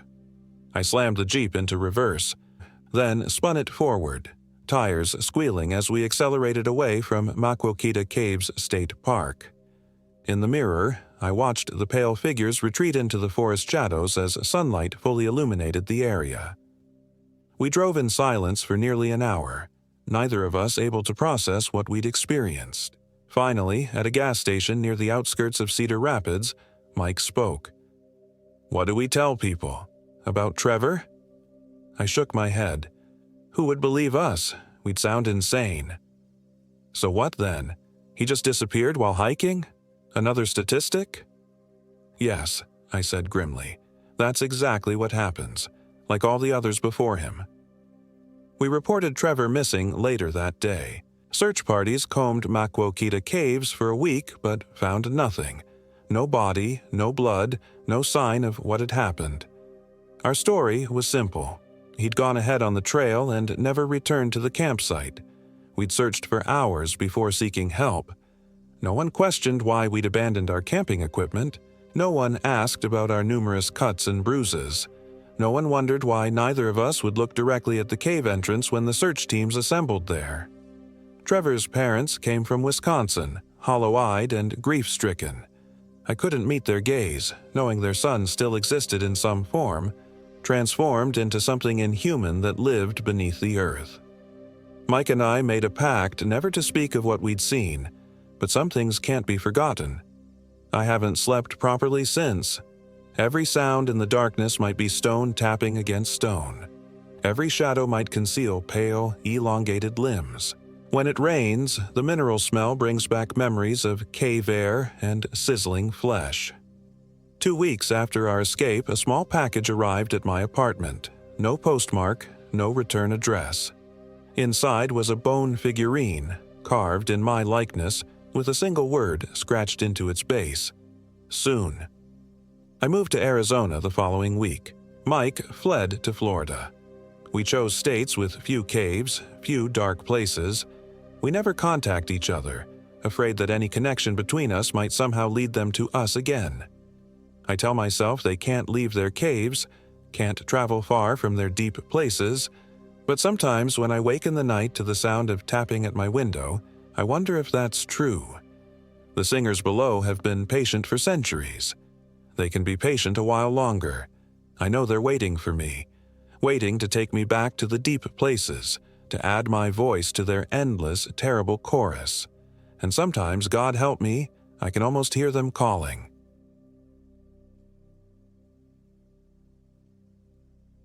My name is Marcus Reeves, and I am 34 years old. This happened in October 2024. The steady patter of rain against my tent was the only sound I could hear besides my own breathing. 3 days into my solo hike through Yellow River State Forest in northeastern Iowa, and the weather had turned against me. I didn't mind, though. After 15 years working IT in Chicago, the isolation was exactly what I needed. My therapist had suggested this trip. "You need to disconnect, Marcus," she'd said. "Find yourself again after what happened with Sarah." The divorce had been finalized just 2 months ago, ending our 8-year marriage in a flurry of paperwork and barely contained resentment. I shifted in my sleeping bag, checking my watch. 2:17 a.m. Sleep wasn't coming easy out here despite the physical exhaustion. Something about the forest at night kept my senses on high alert. During the day, the autumn colors of Paint Creek Unit were breathtaking. A photographer's dream with red-gold maples and oaks set against limestone bluffs. But at night, the forest transformed into something primordial and watchful. A snap of a twig outside my tent made me freeze. Probably just a deer, I told myself, though I couldn't shake the sense of being observed. The locals in Waukon had warned me about hiking alone in these parts. "People go missing in them woods sometimes," the gas station attendant had said with unsettling casualness, "especially when the weather turns." I'd laughed it off then. I was an experienced hiker, even if I'd been out of practice these past few years. I had maps, emergency gear, and despite the spotty service, my phone was charged. I was prepared for normal wilderness hazards, wildlife, weather, getting turned around. What I wasn't prepared for was what happened the next morning. The rain had stopped by dawn, leaving everything shrouded in a dense fog that clung to the trees and muffled all sound. I packed up my gear and continued along the trail, planning to reach Heffern's Hollow by nightfall. The hollow was supposedly home to some of the most scenic overlooks in the state, not that you could tell in this soup. My boots squelched in the mud as I hiked, following the trail markers that occasionally emerged from the mist. Around midday, I stopped for lunch on a fallen log, pulling out a protein bar and my water bottle. The fog had started to thin, revealing glimpses of the forest around me, towering trees dripping with moisture, ferns unfurling across the forest floor, and strange fungi sprouting from rotting logs. I took out my camera and snapped a few photos, admiring how the mist lent everything an ethereal quality. That's when I noticed the silence. No birds calling, no insects buzzing, no rustling of small animals in the underbrush. Just a complete, suffocating silence that pressed against my eardrums. I'd been in forests all over the Midwest, and never had I experienced this unnatural quiet. It felt wrong, like the world was holding its breath. I packed up quickly, suddenly eager to keep moving. As I shouldered my backpack, I caught movement from the corner of my eye, a flicker of something pale through the trees, there and gone in an instant. A deer, maybe, or just my imagination, but a chill ran down my spine all the same. The trail began to descend into a valley, becoming steeper and more treacherous with wet leaves and exposed roots. I moved carefully, using my trekking poles for balance. According to my map, I was approaching a creek crossing before the path would wind up toward Heffern's Hollow. But as I walked, the unsettling feeling grew stronger. The trail seemed less defined than it had been earlier, as if fewer people had passed this way. After another hour of hiking, I realized something was wrong. I should have reached the creek by now. I pulled out my phone to check my GPS location, but the signal had disappeared entirely. The paper map showed I should be near the water, but all I could see was more forest stretching in every direction. Somehow, despite following the trail markers, I'd gone off course. I backtracked, trying to find where I'd made a wrong turn, but nothing looked familiar anymore. The fog had returned, thicker than before, isolating me in a bubble of white. Frustration gave way to the first tendrils of anxiety as I realized I might need to make camp soon, well before reaching my intended destination. That's when I heard it. A voice calling from somewhere in the mist. "Hello? Is someone there?" It was faint but unmistakably human, a woman's voice. "Hello," I called back, relief washing over me. Another hiker meant I wasn't alone, and maybe they knew exactly where we were. "I'm over here. I think I'm lost." Silence followed, long enough that I wondered if I'd imagined the voice. Then it came again, closer this time. "Keep talking. I'll find you." "I'm by a large oak tree," I called, though that wasn't particularly helpful in a forest. I was trying to get to Heffern's Hollow. Through the fog, a figure began to materialize, slender, wearing a red rain jacket with the hood up. As she drew closer, I could make out her features. A woman, probably in her late 20s, with pale skin and dark eyes that seemed too large for her face. "You're way off trail," she said, pushing her hood back to reveal short black hair. "I'm Eliza. Good thing I heard you, or you might have wandered around in circles until dark." "Marcus," I replied, extending my hand.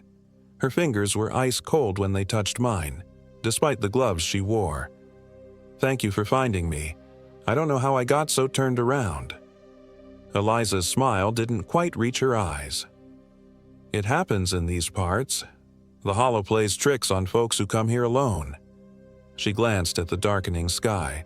"We should get you somewhere safe before nightfall. My cabin's not far from here." I hesitated.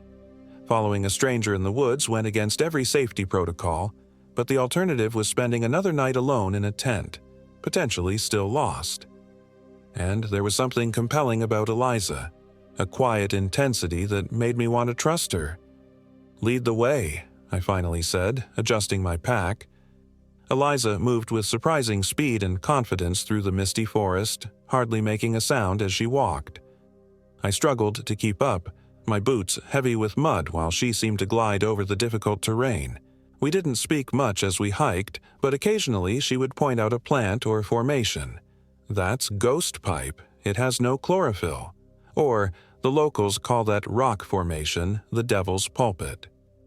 After about 40 minutes, the trees began to thin, and we emerged into a small clearing where a cabin stood. It was more substantial than I'd expected. A proper structure of weathered wood with a stone chimney, not some temporary shelter.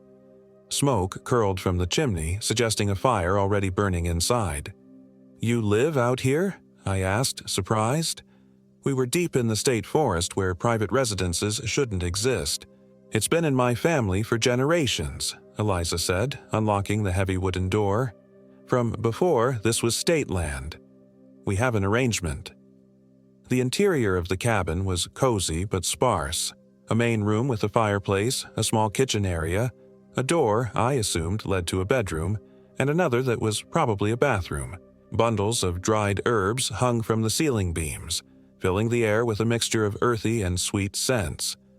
A large bookshelf covered one wall, filled with worn volumes, many without visible titles on their spines. "Make yourself comfortable," Eliza said, gesturing to a chair by the fire. "I'll make us some tea to warm up." I lowered my pack to the floor and sank into the offered chair, feeling the day's exertion catching up with me. The fire crackled pleasantly, casting dancing shadows across the room. Only now, in the relative safety of four walls, did I realize how tense I'd been out in the forest. "Have you lived here long?" I called to Eliza, who was filling a kettle in the kitchen area. "All my life," she replied without turning around. "This forest is in my blood." As I waited for the tea, I studied the room more carefully. There were no photographs that I could see, no personal mementos. The only decorations were strange symbols carved into the wooden beams and what looked like animal bones arranged on the mantelpiece. Something about their placement seemed deliberate, almost like an altar. Eliza returned with 2 steaming mugs, handing one to me. The tea was dark and smelled of unfamiliar herbs. "It'll help with the chill," she said, taking the chair opposite mine. "You're lucky, you know. Not everyone who gets lost in Heffern's Hollow finds their way out." I took a sip of the tea. It was bitter, but not unpleasant, with a subtle sweetness at the finish. "What do you mean?" Eliza stared into the fire, her profile sharp in the flickering light. This land has a history, the Hollow especially. The Meskwaki people wouldn't go near it. The early settlers lost livestock there. They'd wander in and never come out. Later, loggers would hear voices calling them deeper into the forest. She looked at me directly. Even now, hikers go missing every few years. They call it accidents or exposure, but locals know better. A chill that had nothing to do with my wet clothes ran through me. Know what, exactly? That something lives in the hollow, something old. Eliza's voice had dropped to almost a whisper. The tribes called it Maki Manitou, an evil spirit that feeds on the lost and the lonely. I forced a laugh, though it sounded hollow even to my ears. That's quite the campfire story. All stories have truth at their core, Eliza replied, unsmiling. Especially the ones that persist for centuries. The tea was making me feel strange, relaxed, but also lightheaded. I set the mug down, wondering if it was just fatigue catching up with me. Tomorrow, I can show you the way back to the main trail, Eliza continued. You should be able to reach your car by nightfall if we start early. I appreciate that, I said, fighting a sudden wave of drowsiness. I still have 3 days of vacation left, but maybe I've had enough solo hiking for now. Eliza's dark eyes glinted in the firelight. The forest isn't for everyone, Marcus, especially those running from something. I stiffened. I'm not running from anything. Aren't you? She tilted her head, studying me. I can always tell. People don't come to these remote parts unless they're searching for something, or hiding from something. The accuracy of her assessment unsettled me. I hadn't told her anything about my divorce or why I was here. I should probably get some sleep, I said, changing the subject. It's been a long day. Of course. Eliza stood. You can take the bedroom. I often sleep out here by the fire anyway. I wanted to refuse. It felt wrong to take her bed, but exhaustion was pulling at me like a physical weight. I thanked her and carried my pack to the small bedroom she indicated. The room was simple. A bed with an old iron frame, a small side table with an oil lamp, and a chest at the foot of the bed. No windows, I noticed, with mild concern. I changed into dry clothes, laid out my wet ones near the door, hoping they might dry overnight, and collapsed onto the bed. Despite my exhaustion, sleep came fitfully.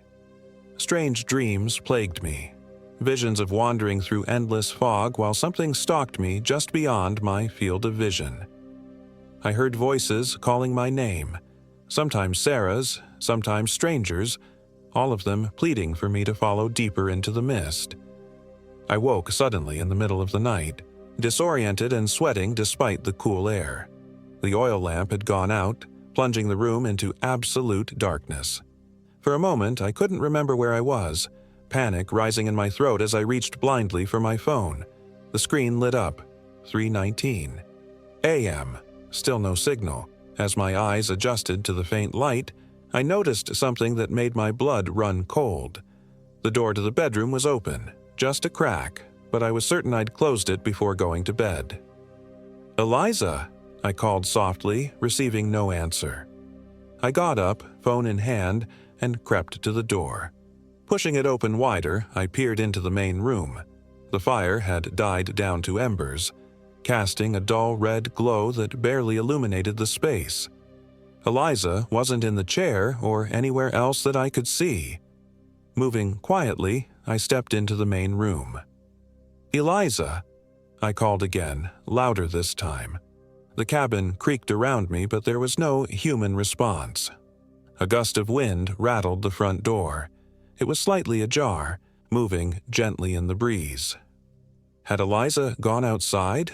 In the middle of the night? Unease prickled at the back of my neck. I considered my options. Go back to bed and wait until morning, or check outside to make sure everything was okay. The rational part of me said the first option was safer, but something, curiosity or concern, pulled me toward the door. Slipping on my boots, I opened the door wider and peered out. The clearing was washed in silver moonlight. the fog having lifted to reveal a star-studded sky. The forest beyond was a wall of impenetrable shadow. "Eliza," I called once more, my voice swallowed by the night. That's when I noticed the footprints in the dew-damp grass, small prints that could only be Eliza's, leading from the cabin straight into the dark forest. Why would she go into the woods at this hour? I hesitated at the threshold, every instinct telling me to close the door and wait for dawn. But what if she was in trouble? What if she'd heard something outside and gone to investigate? Decision made, I grabbed my jacket and flashlight from my pack and stepped outside. The cold air bit through my clothes as I followed the trail of footprints to the edge of the clearing. They continued into the trees, visible as slight depressions in the leaf litter when I shined my light on them. "Eliza," I called again, louder now that I was away from the cabin. My voice echoed back to me, mocking. The rational part of my brain was screaming at me to turn back, but I pressed on, following the footprints deeper into the forest. The trees seemed to close in around me, branches reaching like gnarled fingers across my path. My flashlight beam caught glimmers of eyes watching from the darkness. Probably just nocturnal animals, I told myself, ignoring the fact that they didn't blink or move as I passed. After what felt like 20 minutes of walking, I realized I could no longer find any trace of footprints to follow. I'd lost the trail in the dense underbrush and fallen leaves. Worse, when I turned to go back, I couldn't tell which direction the cabin lay. The moonlight barely penetrated the canopy here, and all paths looked the same in my flashlight's limited beam. Panic began to rise in my chest. I was lost in an unfamiliar forest in the middle of the night, temperatures dropping, with no clear way back to safety. I took a deep breath, trying to think logically. I should stay put until dawn, when visibility would be better. Moving around would only drain my energy and potentially take me farther from the cabin. I found a fallen log and sat down, turning off my flashlight to conserve the battery. As my eyes adjusted to the darkness, the forest around me seemed to shift and breathe like a living entity. The silence was absolute. No insects, no night birds, not even the rustle of leaves in the wind. Then I heard it, a soft humming coming from somewhere to my left. A melody that was almost familiar but distorted somehow. The notes slightly wrong. It had to be Eliza. "Hello," I called out, standing up. "Eliza, is that you?" The humming stopped abruptly, replaced by a voice that sounded like Eliza's, but not quite, as if someone were doing a close but imperfect impression of her. "Marcus, I'm over here. I found something you need to see." Relief washed over me, followed quickly by irritation. "What are you doing out here? I've been looking everywhere for you." "Just come to me," the voice replied, sounding farther away now. "Follow my voice." I turned my flashlight back on and moved toward the sound, pushing through dense underbrush. "This isn't funny. Eliza, we could both get lost out here." "You're already lost, Marcus." The voice changed subtly, a harmonious layer beneath it that hadn't been there before. "You were lost long before you came to my forest." A chill ran down my spine. Something was wrong with her voice. It seemed to come from everywhere and nowhere at once. "I'm going back to the cabin," I announced firmly, though I had no idea which way that was anymore. "You should too." Laughter echoed through the trees, a sound that started as Eliza's light chuckle but deepened into something guttural and wrong, multiple voices layered atop one another. "Don't you want to know why she left you?" "Marcus?"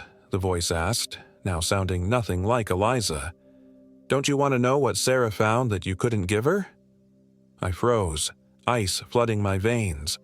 I'd never mentioned Sarah to Eliza, never said a word about my divorce. "Who are you?" I whispered, my flashlight beam darting frantically between the trees. "I am the Hollow," the voice replied, now directly behind me. "I am what waits for the lost ones." I spun around, light slashing through the darkness, but there was nothing there, just more trees and shadows. My heart hammered against my ribs as I backed away, trying to control my breathing. "This isn't real," I said aloud, trying to convince myself. "I'm dreaming, or or that tea had something in it. The tea merely opened the door, the voice said, now to my right. You walked through it willingly when you followed the footprints. I kept moving backward until my back hit something solid. A tree trunk, I thought, until it shifted against me. Slowly, I turned my head and raised my flashlight. It wasn't a tree. What stood behind me had the rough shape of a human but was composed of twisted roots, moss, and decaying leaves. Where a face should be was a hollow cavity with pinpricks of phosphorescent light where eyes might sit. The smell of rot and damp earth washed over me. I screamed then, a primal sound torn from my throat as I stumbled away. My foot caught on a root and I went down hard, the flashlight flying from my hand. It hit a rock and went out, plunging me into darkness. Scrambling to my feet, I ran blindly, branches whipping at my face and arms. I could hear movement behind me, not the sound of footsteps, but a slithering, rustling noise like something large dragging itself across the forest floor. You can't run from me in my own domain, the voice said, now seeming to come from inside my own head. I've tasted your loneliness, Marcus. It's exquisite. I kept running, lungs burning, muscles screaming. Without warning, the ground disappeared beneath my feet. I was falling, tumbling down a steep incline, unable to stop myself as rocks and branches tore at my clothes and skin. I came to rest at the bottom of what seemed to be a ravine. The breath knocked from my body. Pain lanced through my left ankle when I tried to move. Sprained or broken, I couldn't tell in the darkness. I lay there gasping, waiting for the creature to find me. Minutes passed with no sign of pursuit. Had I lost it? Or was it toying with me, waiting for fear to do its work before moving in for the kill? As my breathing slowed, I became aware of a sound, water running nearby. A creek or small river. Water meant civilization eventually, or at least a landmark I could follow come daylight, if I survived until then. Gritting my teeth against the pain, I dragged myself toward the sound. My phone was gone, lost in the fall, and without it or my flashlight, I was completely at the mercy of whatever ambient light filtered down to the ravine floor. I reached the water's edge and plunged my hands into the cool current, washing dirt from scrapes and cuts I hadn't even realized I had. As I sat there, a strange calm settled over me. If this was where I died, at least it would be under the stars in the wilderness, not wasting away in a cubicle in Chicago. Are you giving up so easily? The voice was back, softer now, almost compassionate. I didn't bother looking around. What do you want from me? The same thing I want from all who wander into my realm. Your story, your pain, your fear. A rustling came from across the water. Eliza was right about one thing. I am very old. I have fed on lost souls since before humans had names for me. Where is Eliza? I asked, suddenly remembering the woman who had led me to the cabin. Is she like you? A sound like branches rubbing together might have been laughter. Eliza Peyton was a real woman once. She lived in that cabin with her family in 1887. They all disappeared during a harsh winter, all except Eliza, who was found wandering the forest, her mind broken by what she had seen. She died in the Waukon Asylum 2 years later. My blood turned to ice. Then what brought me to that cabin? I wear many faces to lure the lost ones, the voice said simply. Eliza's has proven particularly effective over the years. I thought back to the strange tea, the animal bones on the mantelpiece, the symbols carved into the beams. None of it had been real, or at least not in the way I had perceived it. Are you going to kill me? I asked, surprised by the steadiness in my voice. Death is so final, the entity replied. I prefer to savor, to keep my special ones close. A pale hand emerged from the water in front of me, human in shape but wrong somehow. The fingers too long, the skin translucent enough to see dark veins pulsing beneath. It was joined by another, then arms, then a head breaking the surface. The face was Sarah's, but with eyes that glowed with the same phosphorescent light I'd seen in the creature's hollow face. "You always did give up too easily, Marcus," it said with Sarah's voice, the one she used when she was disappointed in me. "That's why I left." Logic told me this couldn't be Sarah. She was in Chicago, living her new life with her new partner.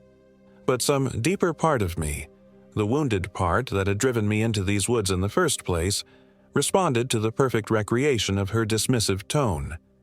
"You're not her," I said hoarsely, pushing myself away from the water's edge. The thing wearing Sarah's face smiled, revealing teeth that were needle-sharp and too numerous. "But I know what she knew, Marcus. I know how she saw you. Weak, indecisive, afraid of your own shadow. A man playing at being brave by hiking alone in the woods."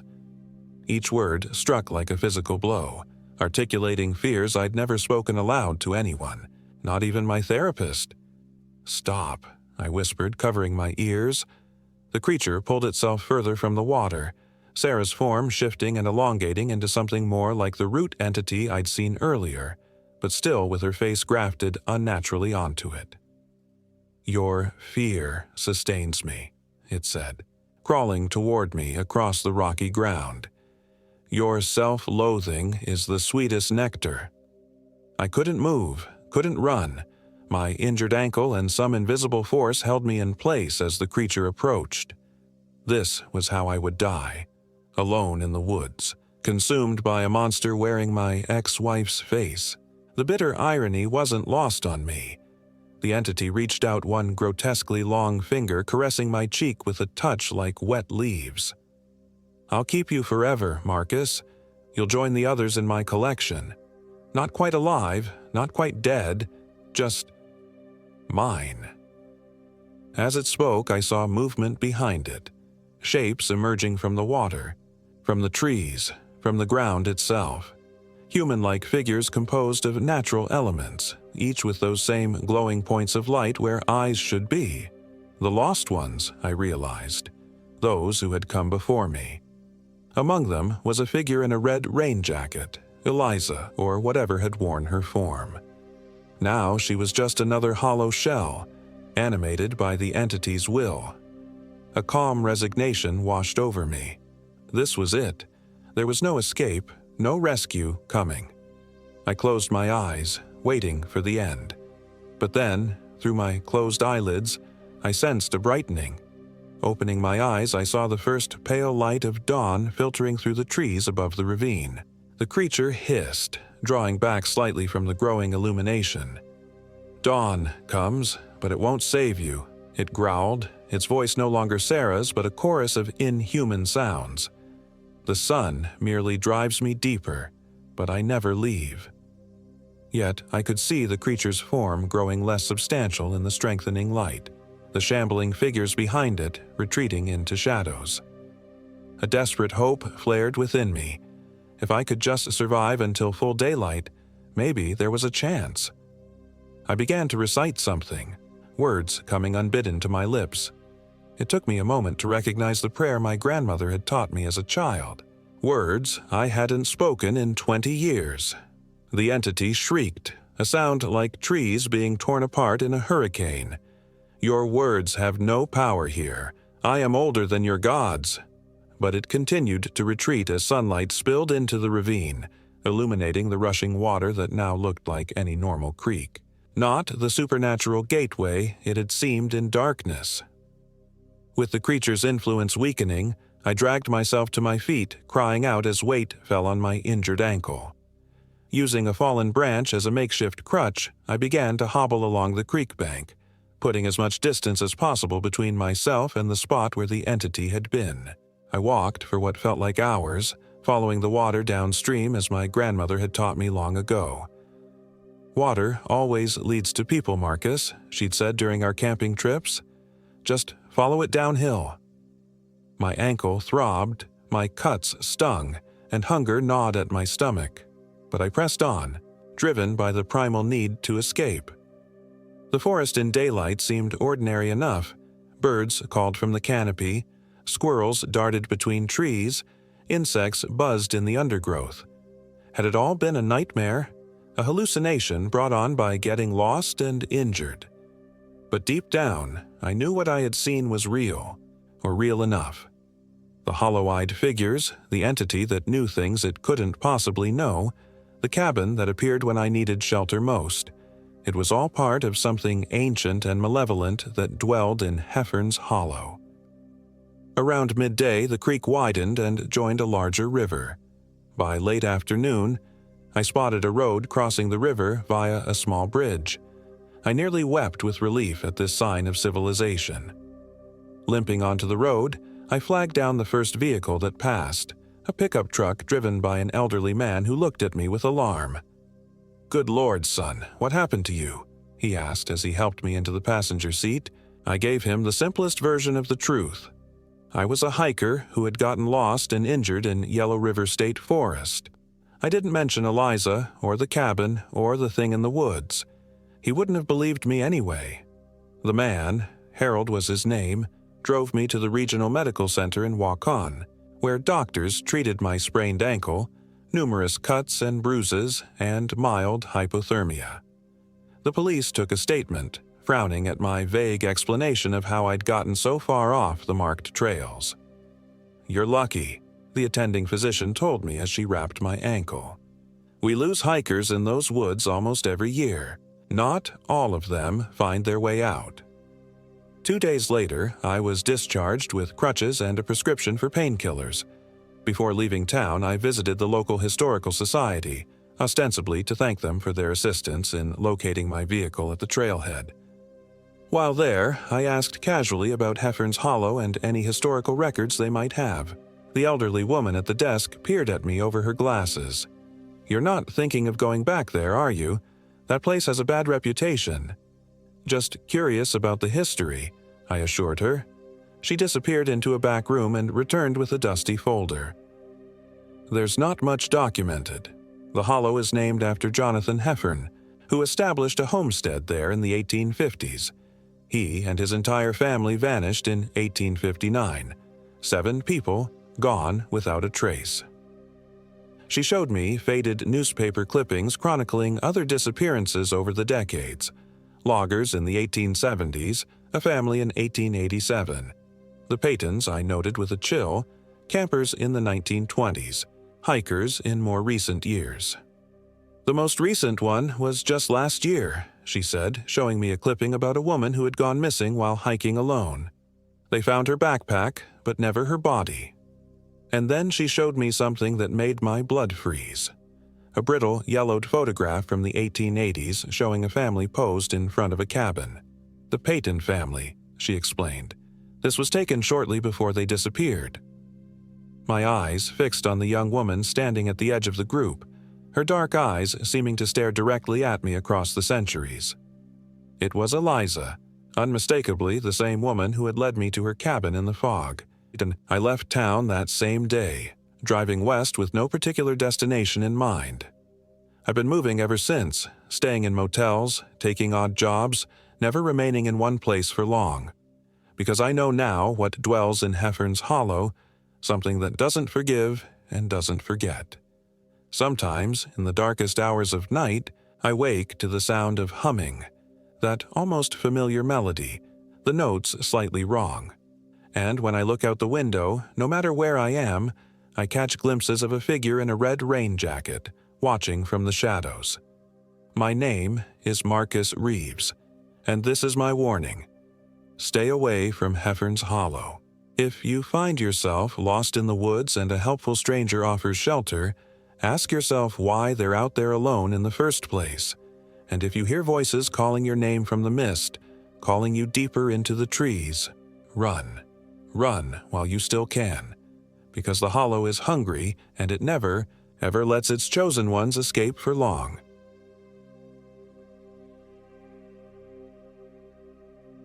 My name is Elijah Winters and I am 34 years old. This happened in September 2024. The smell hit me first. That unmistakable stench of something both sweet and putrid, like fruit left to rot in the summer sun. I froze, my flashlight beam cutting through the darkness of the Iowa woods. Next to me, my Doberman Atlas growled low, his hackles rising along his spine. "What is it, boy?" I whispered, but I already knew. Something was dead nearby. 3 days earlier, I had been sitting in my cubicle in Des Moines, staring at the same spreadsheet I'd been working on for 2 hours. The fluorescent lights buzzed overhead, a constant reminder of the artificial world I was trapped in. My phone vibrated. "Call me. Now." The text was from my brother, Marcus. I stepped into the stairwell. "What's up?" "Dad's missing." Marcus's voice was tight with worry. "Mom says he went hiking in Yellow River State Forest 5 days ago and never came home." My father, Richard Winters, had always been an outdoorsman. After retiring from his accounting firm 2 years ago, he'd thrown himself into hiking with an almost obsessive fervor, often disappearing into Iowa's wilderness areas for days at a time. Did she call the rangers? Yeah, they've been searching for 3 days. Nothing. I felt my throat tighten. "I'll take some time off. Meet you there." Yellow River State Forest spans over 8,500 acres in northeastern Iowa, with dense woodlands and rugged bluffs overlooking the Mississippi River. Growing up, Dad had taken us camping there every summer. I knew the main trails well, but there were sections of the forest that remained wild and rarely traveled. Marcus met me at the ranger station near the Paint Creek unit. My older brother looked like he hadn't slept in days, his usually meticulously trimmed beard now unkempt. Next to him stood a woman in a Forest Service uniform, her face grave. "Mr. Winters, I'm Ranger Sophia Bennett. I've been coordinating the search for your father." She led us to a map pinned to the wall. Several areas were marked with red X's. "We've covered these sections thoroughly. Your father's car was found here." She pointed to the Larkin Bridge parking area. "We believe he started on the Bluff Trail, but may have gone off trail somewhere in this region." I studied the map, noticing an unmarked area. "What about here?" Ranger Bennett hesitated. "That's the Hollow Pines section. It's not on any official trails. Very dense forest, difficult terrain. But you haven't searched it." "Not thoroughly. It's hard to get teams in there." Marcus and I exchanged glances. Dad had mentioned the Hollow Pines before, describing it as one of the most pristine areas in the forest. "We'll start there tomorrow," I said. That night, we stayed at the small motel in Waukon, the nearest town. While Marcus showered, I studied the detailed topographical maps I'd purchased. The Hollow Pines got its name from the unusual pine trees that grew there, many with trunks that had hollowed out over time, creating natural cavities. I called Atlas to me, running my hand through his short, sleek fur. I'd adopted him 3 years ago from a rescue, and he'd become my constant companion. He was intelligent and fiercely protective, exactly what we might need in the dense woods. Sleep came fitfully, interrupted by dreams of dark woods and whispers just beyond hearing. The next morning dawned gray and cool. Ranger Bennett met us at the trailhead, along with 2 volunteers from the local search and rescue team. She still seemed hesitant about our chosen search area. "The Hollow Pines has a reputation," she said as we checked our gear. "Hikers report strange things, disorientation, equipment failures. Some locals won't go near it." "What kind of strange things?" Marcus asked. Bennett shrugged. "Probably just stories.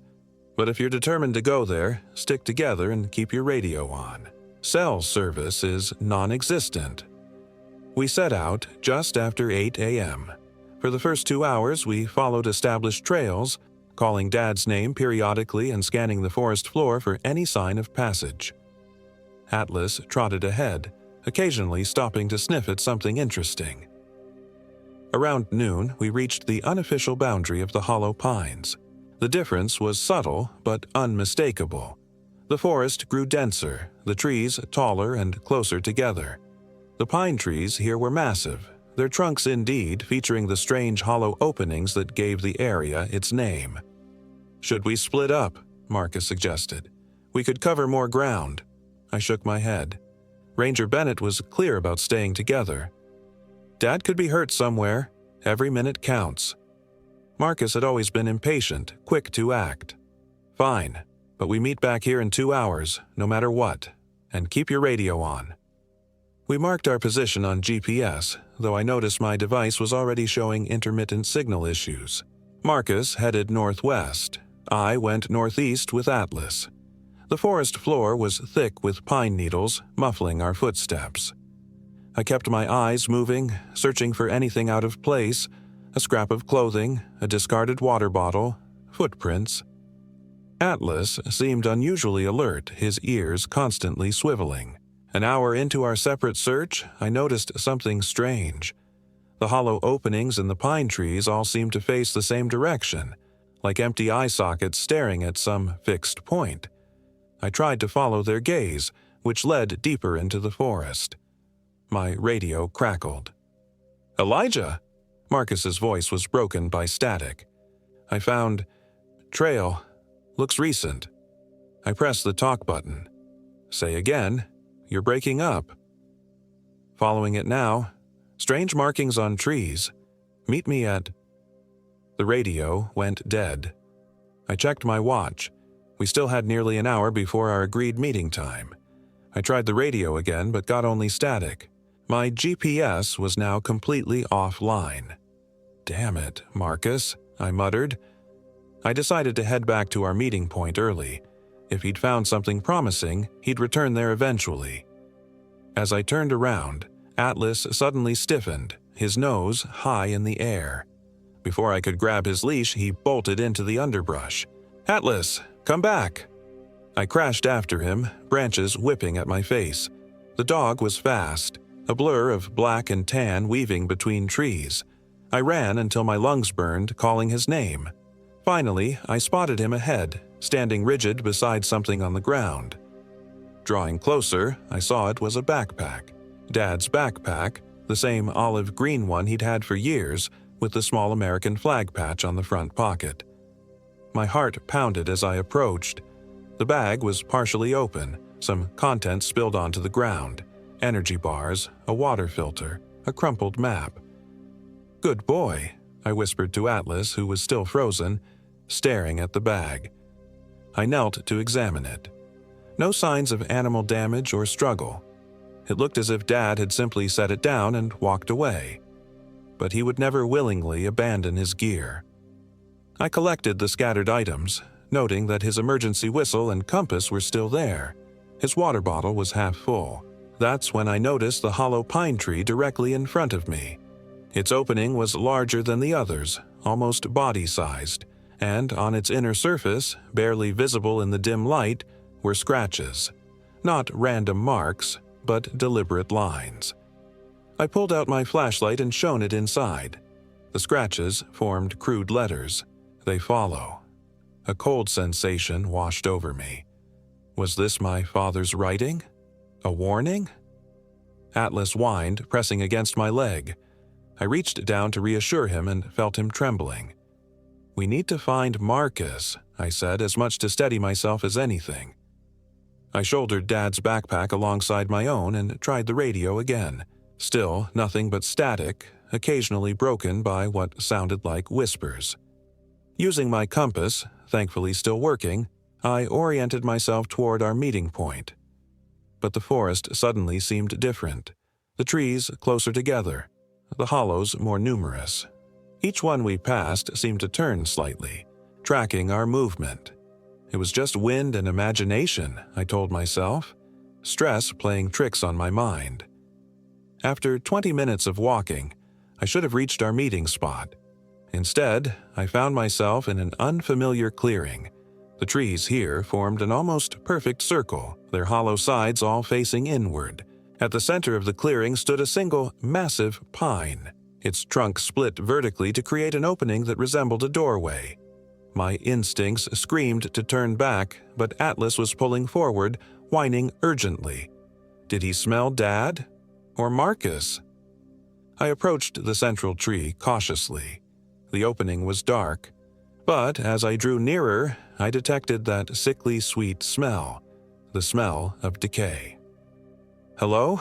I called. "Dad? Marcus?" Only silence answered. Atlas pawed at the ground near the tree, his whine becoming more insistent. I steeled myself and shone my flashlight into the opening. The beam revealed a space larger than should have been possible given the size of the tree from outside. It was as if the interior had been hollowed out to create a small room. And on the far wall, more scratched writing. Not trees, not alive. They take your face. My blood ran cold. Below the writing lay a small pile of personal effects. A watch, a pocket knife, a wedding ring. Dad's wedding ring, which he never removed. Not even after Mom died. I backed away from the tree, panic rising in my throat. That's when I noticed them. Shapes moving between the distant pines. Human-like figures, too tall and thin, weaving slowly through the trees. They seemed to flicker in and out of vision like heat mirages. Atlas saw them too. His growl became a bark, then frantic snarling.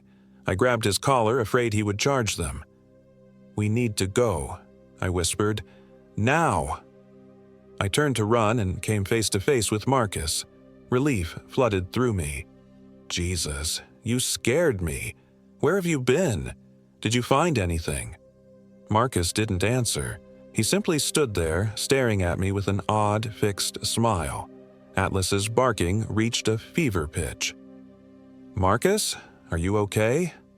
His head tilted slightly, the movement too fluid, as if his neck had extra joints. His smile widened, stretching beyond what a human face should allow. "I found Dad," he said, his voice wrong, hollow, like wind through those pine openings. "I found him, and now I understand. You should understand too, Elijah." He reached for me with hands that seemed longer than they should be, fingers too numerous and bending in impossible directions. Atlas lunged, his teeth closing on the thing that was not my brother. It made no sound as the dog's jaws clamped onto its arm, but the skin split to reveal not blood and bone, but a dark, fibrous material, like rotting wood. I didn't wait to see more. I ran, calling Atlas to follow. Behind us, the Marcus thing made a sound like trees creaking in high wind. I crashed through the forest blindly, direction no longer mattering, only distance from that clearing and the thing wearing my brother's face. Atlas ran beside me, occasionally looking back and growling. Night was falling rapidly, the forest growing darker by the minute. I finally had to stop, my lungs burning. We'd reached a small stream, the water glinting dully in the fading light. I collapsed beside it, trying to catch my breath and make sense of what I'd seen. The rational part of my brain scrambled for explanations, hallucinations from some toxic plant, a psychotic break triggered by stress and worry, anything but accepting that my brother had been replaced by something inhuman. But I knew what I'd seen. The unnatural movement, the too wide smile, the wrong texture beneath his skin. I pulled out my compass, which was now spinning wildly. My watch had stopped at 3:17, though whether AM or PM I couldn't tell. The forest around us was eerily silent. No birds, no insects, not even the sound of wind through leaves. Using the stream as a guide, I decided to follow it downhill. Water always led to civilization eventually.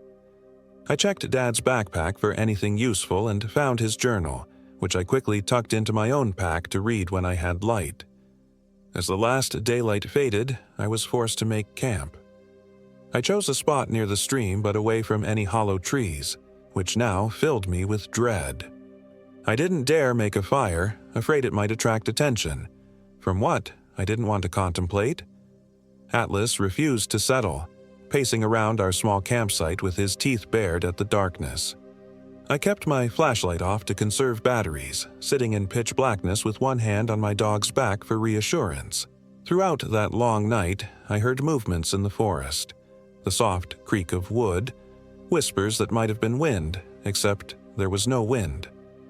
Once, I dozed off only to jerk awake at Atlas's low growl. In the distance, flashlight beams weaved between trees. Search parties, I hoped, but feared otherwise. When dawn finally came, it brought little relief. The forest was shrouded in thick fog, visibility limited to a few yards. The stream beside us now flowed black, like oil, though it had been clear the evening before. I pulled out Dad's journal with trembling hands. The early entries were mundane hiking observations, trail conditions, wildlife sightings, weather notes. Then, 4 days in, found an unusual grove of pines today, off the main trail. The trees have remarkable natural hollows. Local phenomenon? We'll investigate further. The next entry was more disturbing. Spent the night near the hollow pines. Strange dreams. Voices calling from inside the trees. Woke to find my compass malfunctioning and GPS dead. We'll head back today. The following day, getting dark now, should have reached the trailhead hours ago. Keep circling back to the same clearing. The trees move when I'm not looking. Someone else is here. They look wrong. The final entry was a scrawled mess, barely legible. They wear our faces. They learn from watching. Not human. Never human. If found, burn the trees. All of them. I closed the journal, my hands shaking. Next to the last entry was a crude drawing of a tall, thin figure with too many limbs, standing in a hollow tree. Atlas suddenly tensed, his eyes fixed on something in the fog. I followed his gaze and saw a figure approaching, a forest ranger, judging by the uniform. "Hello," I called out, relief washing over me. "I need help. My father and brother are missing." The figure stopped, still partially obscured by fog. "Elijah Winters?" The voice was female, familiar, Ranger Bennett. "Yes, thank God. Something strange is happening in these woods. We need to leave immediately." She stepped closer, becoming clearer in the thinning mist. It was Ranger Bennett's uniform, Ranger Bennett's face, but the way she moved, gliding rather than walking, her feet not quite touching the ground, sent ice through my veins. "We've been looking for you," she said, her mouth barely moving with the words. "Your father and brother are waiting. Come with me to the hollow pines." Atlas erupted into frenzied barking. The thing wearing Ranger Bennett's face didn't react, didn't even blink. It just kept smiling that fixed smile. "Where are they really?" I demanded, slowly backing away. "What have you done with them?" "We've made them part of the forest," Not Bennett said, her head tilting at an impossible angle. "They understand now. Their faces serve us well." 2 more figures emerged from the fog behind her, my father and Marcus, or things wearing their appearance. They moved in perfect unison, the same wrong smile on both their faces. Atlas charged forward suddenly, a blur of muscle and fury slamming into the Bennett thing. It toppled with unnatural ease, like a tree being felled. Where its head hit a rock, the skin split to reveal fibrous dark material and a greenish fluid that steamed in the cool air. The things wearing my father's and brother's faces stopped moving. For a moment, they just stood there, as if processing this new development. Then they began to change. Their skin seemed to harden and darken, taking on the texture of bark. Their limbs elongated, fingers extending into branch-like protrusions. Their faces, those horrible familiar faces, stretched and twisted until they were merely suggestions of human features imprinted on wooden surfaces. I ran, Atlas at my heels, as the creatures behind us made a sound like a forest in a windstorm, creaking, groaning, the snap of breaking branches. I didn't look back, focusing only on the path ahead, following the stream through the fog. The water was our salvation. It led us to a small road, which I later learned was a maintenance access for forest rangers. I flagged down a utility truck, probably looking like a madman, filthy, wild-eyed, babbling about trees that weren't trees and things wearing human faces. The Forest Service launched a new search for my father and brother, but I knew they wouldn't be found. Not as themselves, anyway. I tried to explain what I'd seen, what I'd experienced, but my story was attributed to dehydration and trauma. The official report listed Marcus and my father as missing, presumed dead from exposure or injury. I didn't go back to my job, couldn't go back to my apartment in the city. Instead, I bought a small cabin outside Decorah, close enough to the forest to monitor it, far enough to be safe. I keep my rifle loaded and Atlas always by my side. Sometimes, especially on foggy nights, I see movement at the edge of my property. Tall, thin figures that might be trees swaying in the wind. Might be, but aren't. I've been studying old local histories. It turns out the Hollow Pines has been feared for generations. The indigenous Meskwaki people avoided it, calling it the place where the hungry ones wait. Early settlers reported entire hunting parties vanishing there. Every few decades, hikers disappear. I've tried to warn the Forest Service, but they dismiss me as traumatized or delusional. They've reopened the trails near the Hollow Pines, and sometimes I see hikers heading into those woods, unaware of what waits among the trees. I know what I have to do. Dad's final journal entry made it clear. Burn the trees, all of them. Fire is the only way to stop whatever ancient, patient evil has taken root there, to prevent it from taking more faces, more lives. Tonight, when the forest is dry and the wind is right, Atlas and I will return to the Hollow Pines one last time. With enough gasoline and determination, perhaps we can end this. If you're reading this and I haven't returned, stay away from Yellow River State Forest. And if you're in those woods and find yourself surrounded by pine trees with hollow trunks all facing the same direction, run. Don't look back. Don't trust familiar faces. And whatever you do, don't listen when the trees begin to whisper your name.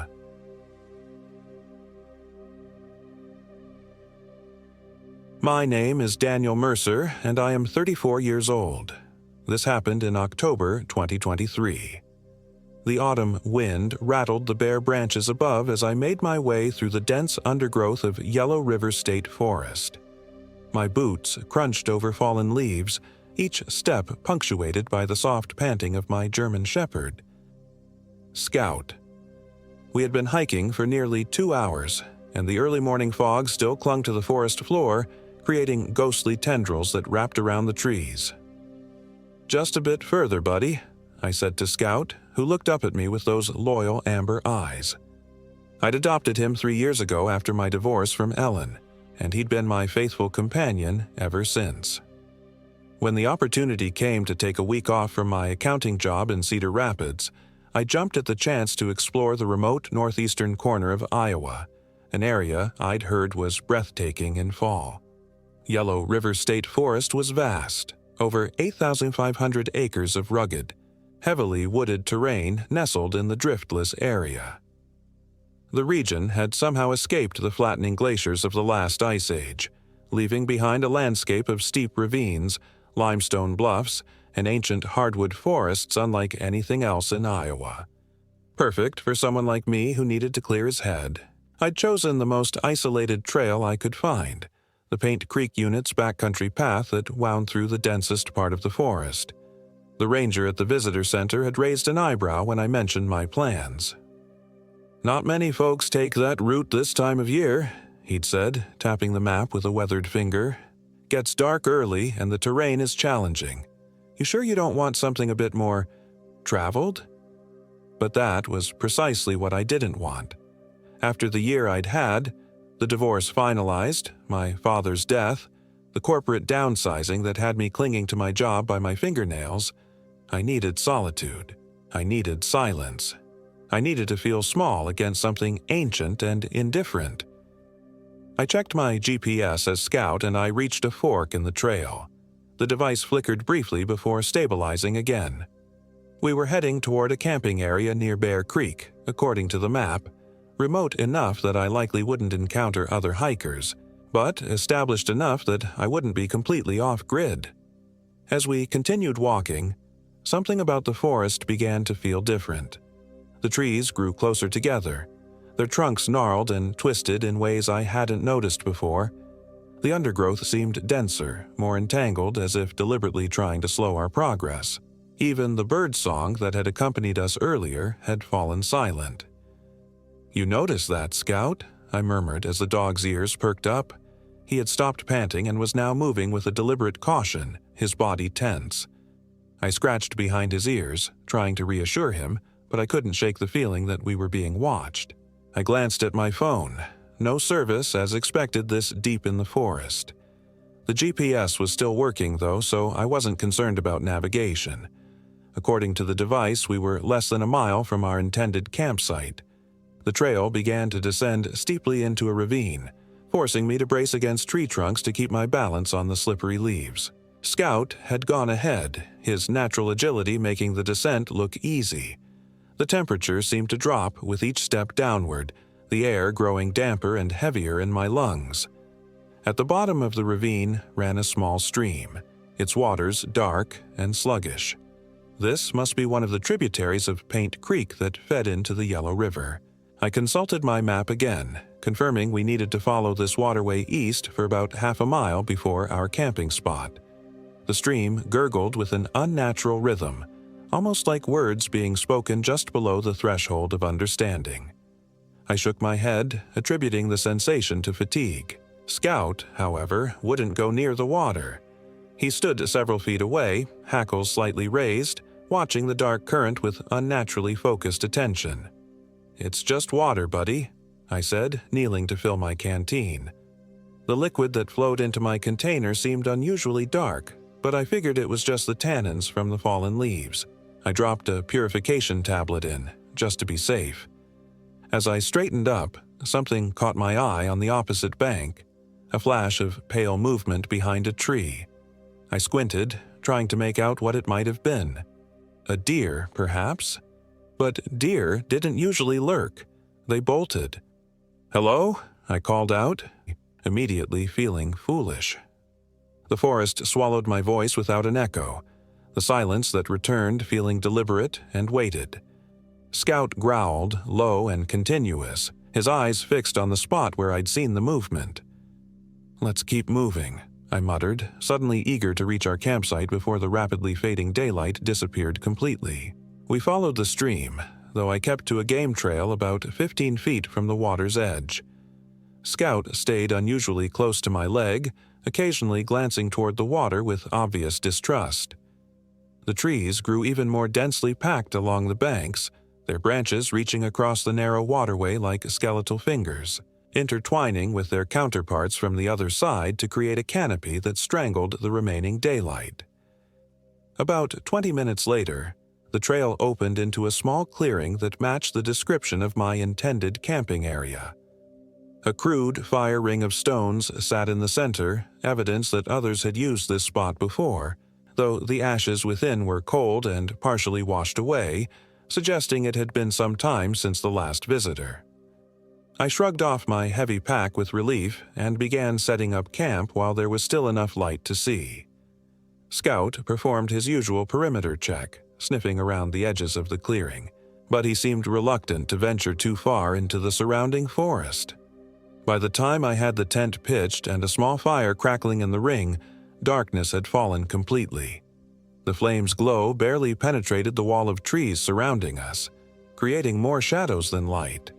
I heated some dehydrated stew on my portable stove and poured some kibble for Scout, who ate distractedly, his attention constantly shifting to the darkness beyond our small circle of firelight. "Something out there, boy?" I asked softly, following his gaze but seeing nothing except the impenetrable black of the forest at night. After dinner, I sat by the fire, enjoying the simple pleasure of watching the flames while Scout lay pressed against my leg, his body still tense and alert. The night sounds of the forest were present but somehow felt wrong. The hooting of an owl that called 3 times too many, the rustling in the undergrowth that moved with too much purpose, the occasional snap of a twig that seemed deliberately timed. I tried to dismiss these impressions as the product of an urban mind unused to the true darkness and sounds of nature. But Scout's behavior told me my unease wasn't entirely unfounded. He was an experienced trail dog, comfortable in the wilderness. This nervousness was out of character. Just as I was considering turning in for the night, Scout's head snapped up, his eyes fixed on a point beyond the fire.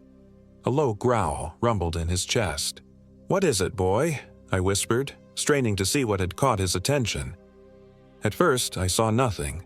Then, at the very edge of the firelight's reach, I noticed a figure standing motionless between two trees. The silhouette was human-shaped, but somehow wrong, too thin, its proportions slightly askew.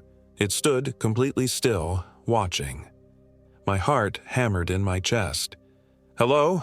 I called out, my voice embarrassingly unsteady. "Is someone there?" No response came, but the figure remained, neither advancing nor retreating. I reached for my flashlight, flicking it on and directing the beam toward the spot. Nothing was there. I swept the light in a wide arc across the tree line, seeing nothing but trunks and undergrowth. "I'm losing it," I muttered, turning back to the fire. Scout was still growling, his eyes tracking something I couldn't see. I decided to call it a night, banking the fire carefully before retreating to the tent with Scout. Inside the thin nylon walls, I felt absurdly vulnerable. Every sound from the forest seemed amplified, the moaning of wind through branches, the occasional rustle of something moving through undergrowth, and once, what sounded like a distant, high-pitched laugh that made the hair on the back of my neck stand up. Scout lay curled against me, alert despite the long day of hiking. I stroked his fur mechanically, trying to find comfort in his solid presence. "Just the wind," I whispered to him.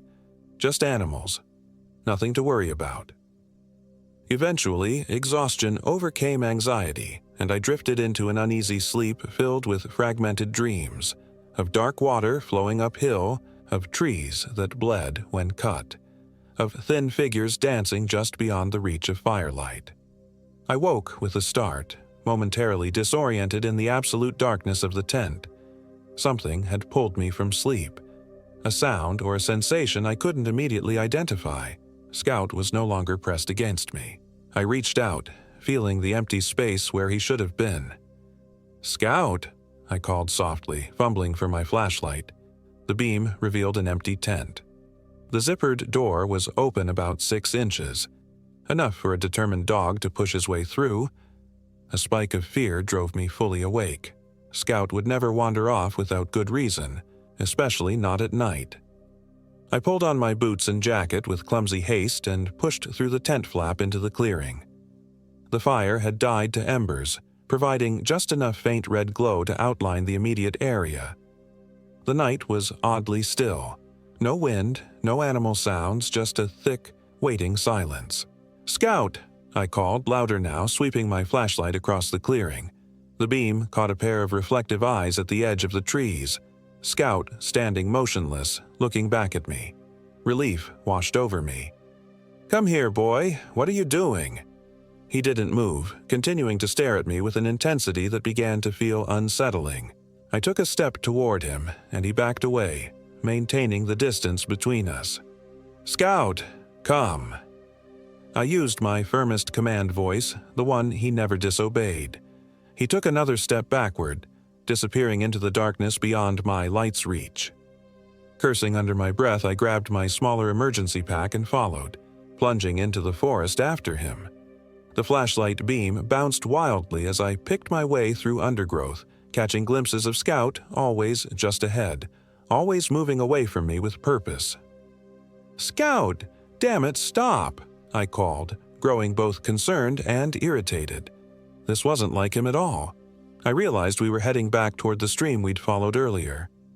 The ground began to slope downward, becoming steeper and more treacherous in the dark. Several times I nearly lost my footing on the slick leaves and exposed roots. The sound of flowing water reached my ears before I saw the stream itself. Scout had stopped at the bank, looking down into the dark water with that same unnatural fixation I'd noticed earlier. "There you are," I said, approaching him cautiously. "What's gotten into you?" As I drew closer, I noticed something wrong with his posture, a stiffness, an angularity that wasn't natural for him. And when my flashlight beam fully illuminated him, I saw that his fur was soaking wet, as if he'd been submerged in the stream. A rush of cold that had nothing to do with the night air washed over me. Scout hated water. He would barely tolerate a bath, let alone voluntarily swim in a cold forest stream. "Scout?" I said softly, my voice catching. He turned his head to look at me, and I had to stifle a scream. His eyes reflected the flashlight not with the usual soft amber glow, but with a pale, jaundiced yellow light that seemed to come from within. His lips were pulled back in what looked less like a snarl and more like a grotesque attempt at a human smile. This wasn't Scout. It couldn't be. I took an involuntary step backward, and the thing that wasn't Scout tracked the movement with unnatural precision. Then, still holding my gaze with those wrongly glowing eyes, it began to convulse. The movement started as a tremor but quickly escalated into violent spasms that bent its body in impossible angles. The flashlight nearly slipped from my shaking hands as I watched in horror. The creature's form seemed to ripple and distort, as if something beneath the skin was pushing to get out. A series of wet, cracking sounds reached my ears, like bones breaking and reforming. With a final violent contortion, the thing dropped to all fours again, but what straightened up wasn't a German Shepherd anymore.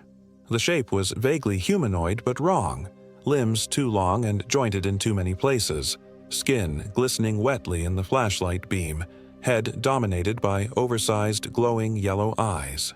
I couldn't move, couldn't breathe, couldn't process what I was seeing. The creature made a sound, a rattling hiss that might have been an attempt at human speech. Then it backed into the stream with deliberate steps, the dark water accepting it without a splash until only those glowing eyes remained visible above the surface. A moment later, even those disappeared beneath the sluggish current. The paralysis that had gripped me broke suddenly, and I found myself running, stumbling, falling, crawling, and running again, back up the ravine toward my campsite. Branches whipped at my face, roots seemed to reach up to trip me, and the entire forest felt malevolently alive around me. I burst into the clearing, gasping for breath, wild-eyed and disoriented. The tent stood as I had left it, the embers of the fire still faintly glowing. And there, curled up on my sleeping bag inside the open tent flap, was Scout. My Scout. Dry, normal, deeply asleep. I stood frozen, my mind unable to reconcile what I was seeing with what I had just experienced. Had I been sleepwalking? Having some kind of vivid nightmare while walking around the forest? I approached the tent cautiously, studying Scout. He looked up as he heard me, ears perked, tail wagging lazily against the sleeping bag. His eyes caught the beam of my flashlight and reflected back the familiar amber I knew so well. Relief flooded through me, quickly followed by embarrassment at my panic. I must have dreamed the whole thing, a stress-induced nightmare that had seemed horrifyingly real. I checked my watch. 3:27 a.m. I'd been asleep for over 4 hours, plenty of time for my exhausted brain to conjure vivid, terrifying dreams. I crawled back into the tent, zipping it securely closed behind me. Scout shifted to make room, pressing his warm body against mine as I slipped back into the sleeping bag. His presence was reassuring, solid, real. I lay awake for a long time, listening to the night sounds of the forest, trying to convince myself that everything was normal. Just as I was finally drifting back to sleep, Scout lifted his head sharply. A low growl vibrated through his body. "What is it?" I whispered, instantly alert again. The growl deepened as he stared at the tent wall, the one facing the stream. I held my breath, straining to hear what had disturbed him. At first, there was nothing but the usual forest sounds. Then I heard it, the unmistakable sound of footsteps. Not the random patter of animal movement, but the deliberate, rhythmic steps of something walking upright. They moved slowly around the perimeter of our campsite, circling the tent. Scout's growl never ceased, his body rigid with tension. I reached for the hunting knife I kept in my pack, gripping the handle so tightly my knuckles turned white. The footsteps completed a full circuit of our camp and then stopped directly in front of the tent door. I could see a shadow there, cast by the faint moonlight that filtered through the trees, a tall, unnaturally thin silhouette. For what felt like an eternity, nothing happened. The figure didn't move, didn't speak, just stood there as if waiting. Scout's growl had diminished to a low rumble, more fearful than threatening now. Then, slowly, deliberately, something pressed against the tent fabric. The outline of a hand, but wrong somehow, the fingers too long and oddly jointed. It traced downward toward the zipper of the tent door. I couldn't breathe, couldn't think, could only watch in paralyzed horror as the zipper began to move, tooth by tooth, upward. In an explosive burst of movement, Scout launched himself at the opening, barking and snarling with a ferocity I'd never heard from him before. I lunged forward, grabbing his collar just before he could burst through the partially open tent flap. A high, keening sound came from outside, not quite human, not quite animal, and the shadow retreated from the door. The footsteps moved quickly away, fading into the forest sounds. I held Scout back until I could no longer hear anything unusual, then cautiously peered out through the small opening. The clearing was empty, showing no sign of our nighttime visitor. The only movement came from the trees swaying gently in a breeze I couldn't feel inside the tent.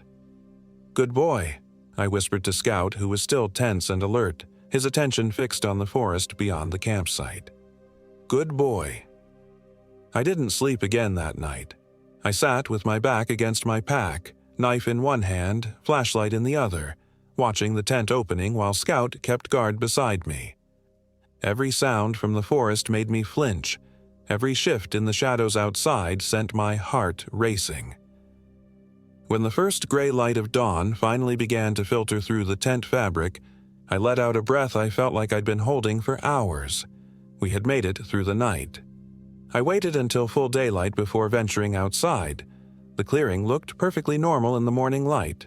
No footprints, no signs of disturbance, nothing to validate the terror of the night before. If not for Scout's continued wariness, I might have convinced myself it had all been some sort of exhaustion-induced hallucination. I made the decision immediately. We were leaving. Whatever was happening in this place, I wanted no part of it. I packed up camp with record speed, my hands still shaking slightly as I collapsed the tent and stuffed it into my backpack. As I shouldered my pack, I noticed Scout staring fixedly toward the path that led down to the stream. Following his gaze, I saw something that made my blood run cold. A man stood at the edge of the clearing, partially obscured by a tree trunk.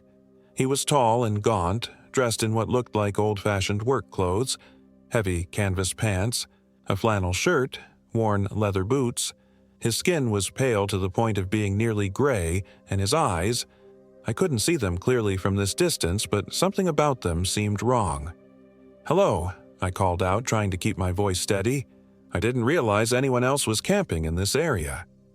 The man didn't respond, didn't move, just continued to watch me with that unsettling, unwavering gaze. Scout's growl returned, low and warning. "We're just heading out," I said, backing slowly toward the trail that would take us away from the stream and back toward the main forest road. "Have a good day." Still no response from the stranger. But as I moved, I noticed his head turning slightly to track my movement, the rest of his body remaining perfectly still. I didn't wait for anything else to happen. With a sharp whistle to Scout, I turned and began hiking up the trail at a pace just short of running. I could feel the weight of that stare on my back as we retreated. Only when we had put a good quarter-mile between ourselves and the clearing did I dare to glance back. The trail behind us was empty. After another half-mile of brisk hiking, my breathing began to slow, and some of the tension eased from my shoulders. Scout, too, seemed to relax somewhat, no longer constantly looking back over his shoulder. We were going to be fine. We just needed to get back to the main forest road, then to my car, and then we'd put Yellow River State Forest far behind us. The GPS, which had been working perfectly the day before, now refused to get a solid signal. The screen kept freezing, then showing our location jumping erratically across different parts of the map. After several frustrating attempts to get a reliable reading, I resorted to using my compass and the paper map I'd thankfully brought as a backup. According to my calculations, we needed to head northwest to intercept the main forest road. The terrain grew increasingly difficult as we moved away from the established trails. dense undergrowth, fallen trees, and steep inclines that forced us to find creative routes forward. Despite my best efforts at navigation, something felt wrong. We should have reached the road by now, or at least seen some sign of it. Instead, the forest seemed to grow wilder and more primeval with each passing hour. By noon, I had to admit the obvious. We were lost. I tried to suppress the rising panic, forcing myself to think logically. The forest was large but not infinite. If we kept moving in one direction, we would eventually reach a boundary, a road, a field, some sign of civilization. My watch indicated we'd been hiking for over 4 hours since leaving the campsite. We should have reached the forest's edge by now, regardless of direction. Something wasn't adding up. We stopped in a small clearing to rest and refill our water bottles from a clear stream, not the dark, sluggish one from before, thankfully. Scout drank thirstily but kept close to my side, his earlier confidence not fully restored. As I consulted the map again, trying to make sense of our location, a sound reached my ears that made me freeze. Voices, human voices, coming from somewhere nearby. Relief washed over me. Other hikers, or perhaps Forest Service personnel, people who could help us find our way out. "Hello," I called out.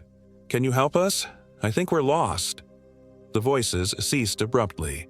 In the silence that followed, I could hear my heartbeat thundering in my ears. "Hello?" I tried again, more cautiously this time. No response came, but a moment later, the voices resumed. Too distant now to make out words, but definitely human speech. They seemed to be moving away. "Come on, Scout," I said, repacking my gear quickly. "Let's catch up to them."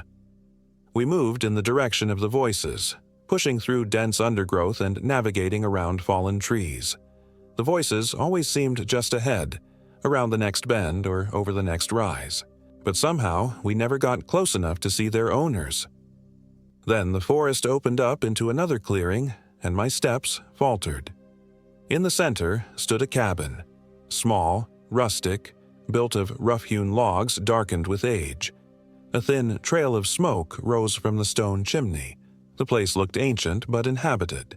Scout's hackles raised, a warning growl building in his chest. "Easy, boy," I murmured, though I shared his unease. There was something wrong about the cabin, something that didn't belong in a state forest, something that didn't seem quite real. But it was also our first sign of human habitation since entering the forest, and potentially our way out. I approached cautiously, Scout reluctantly following. The voices had gone silent. The clearing was unnaturally still, not even the sound of birds or insects breaking the silence. As we drew closer to the cabin, I noticed details that heightened my discomfort. Windows that were just slightly too small, a door positioned not quite centered, proportions that seemed subtly but definitely off. "Hello?" I called out when we were about 20 feet from the porch. "Is anyone there? I'm lost and could use some directions." No response came, but I could feel eyes watching from one of those two small windows. A presence behind the cloudy glass, on and observing. I took another step forward, and Scout suddenly planted his feet, refusing to move closer. His growl deepened, and I knew better than to ignore his warning. "Maybe this isn't a good idea," I said quietly, as much to myself as to Scout. As I turned to leave, the cabin door creaked open a few inches. From the darkness within, a voice finally responded, cracked and dry like autumn leaves underfoot. "Lost, are you?" The voice belonged to an elderly woman, though I couldn't see her clearly through the narrow opening. Not many folks wander this deep into the hollow. "The hollow?" I repeated, confused. "This is Yellow River State Forest." A sound came from behind the door, not quite a laugh, more like the rattling of bones in a box. "That's what they call it now, sure. Wasn't always so." Something about her voice made my skin crawl. I took an involuntary step backward. "I just need directions to the main forest road," I said, struggling to keep my voice even. "My GPS isn't working." "Those fancy gadgets never do, not in the hollow," she replied. The door opened a bit wider, but the interior remained shrouded in shadow. "You'll want to follow the old logging trail east. It'll take you where you need to go." She pointed a gnarled finger toward a barely visible path leading away from the opposite side of the clearing. "Thank you," I said, already backing away. "We'll just be going then." "Wait," the voice called, sharper now. "You look tired, son. Why not come inside for a spell? I've got stew on the fire, and my grandson would surely appreciate the company. He doesn't get to talk to many folks from outside." The door creaked wider, and I caught my first clear glimpse of the speaker. A woman so ancient her skin resembled crumpled parchment stretched over a framework of bones. Her eyes were milky white, clouded with cataracts so dense she must have been completely blind. Yet those sightless eyes tracked my movement with perfect precision. "Thank you, but we really need to get going," I said, my mouth suddenly dry. "Losing daylight." An expression crossed her face, a momentary tightening of those withered features into something predatory and cunning. Then it was gone, replaced by a smile that displayed teeth too numerous and sharp for a human mouth. "Suit yourself," she said, "but the path is tricky after dark. So many ways to get turned around. So many things that roam when the sun sets." A soft sound came from deeper inside the cabin, a shuffling, dragging step approaching the door. The old woman's smile widened. "That'll be my grandson now. Perhaps you'd like to meet him before you go?" A figure appeared in the doorway behind her. Tall, impossibly thin, its proportions subtly wrong in ways that made my mind rebel at the sight. Its face remained in shadow, but I could see its hands, gray-skinned with fingers too long and too many joints. The same hands that had pressed against my tent in the night. Terror lent me speed I didn't know I possessed. I turned and ran, Scout bolting ahead of me, neither of us looking back until we had plunged into the forest on the far side of the clearing. Behind us, that bone-rattling laugh floated through the trees, followed by words that chilled me to my core. "Run all you like, son. The hollow doesn't let go so easy." We fled blindly, crashing through undergrowth, heedless of the direction except that it was away from the cabin. Scout led the way, his survival instincts more reliable than my panic-stricken human reasoning. Eventually, gasping for breath, legs burning with exertion, I had to stop, collapsing against the trunk of a massive oak tree. As my breathing slowed and my heart stopped hammering quite so violently against my ribs, I looked around, trying to get my bearings. Nothing looked familiar. The trees here were older, more massive than those we'd passed through earlier, their trunks gnarled and twisted into shapes that seemed almost deliberately malevolent. The canopy above was so dense that little sunlight penetrated, casting everything in a perpetual twilight despite the midday hour. Scout pressed against my leg, trembling slightly. I ran a hand over his fur, trying to reassure him even as my own fear threatened to overwhelm me. "We're going to be okay, buddy," I said, not believing it myself. "We just need to find our way out of here." Without GPS and with no visible landmarks to orient myself by, I had to rely on the compass again. "East," the old woman had said. The logging trail went east. I didn't trust her, but lacking any better option, east seemed as good a direction as any. We moved more cautiously now, alert for any sign of pursuit. The forest remained unnaturally quiet around us. No birdsong, no rustling of small animals in the undergrowth, not even the sound of wind in the branches above. Just our own footsteps and breathing, and occasionally the snap of a twig underfoot that seemed to echo too loudly in the stillness. After about 20 minutes of walking, we emerged onto what was indeed an old logging trail, little more than a slightly clearer path through the forest, overgrown with weeds but still discernible. It ran roughly east-west, just as the old woman had said. I hesitated, suddenly suspicious of the convenience. Why would she help us? What if this trail led somewhere worse? But again, I had no better option. We began following the trail eastward, moving as quickly and quietly as possible. As we walked, I couldn't shake the feeling that we were being herded. The trail was taking us deeper into the oldest part of the forest, where the trees were largest and most twisted, where the unnatural silence was most profound. Several times I considered turning back, but each time I did, Scout would growl softly, looking behind us with such obvious fear that I continued forward instead. The trail began to descend into another ravine, steeper and deeper than the one we'd camped near. At the bottom, I could see the gleam of water, another stream, or perhaps the same one from before, winding its way through the forest. I stopped at the edge of the descent, suddenly reluctant to go down into that shadowed depression. "What do you think, Scout?" I asked softly. "Should we find another way?" As if in answer, a sound came from behind us. The cracking of branches, heavy footsteps moving through the forest with no attempt at stealth. Something was following us, and it was getting closer. We scrambled down the steep path into the ravine, slipping on loose stones and damp leaves. At the bottom ran a stream larger than the one near our campsite, perhaps 12 feet across, its water dark and sluggish like the other one had been. The logging trail continued on the far side, visible as it climbed up the opposite slope. We would have to cross the water. I approached the edge cautiously, studying the slow-moving current.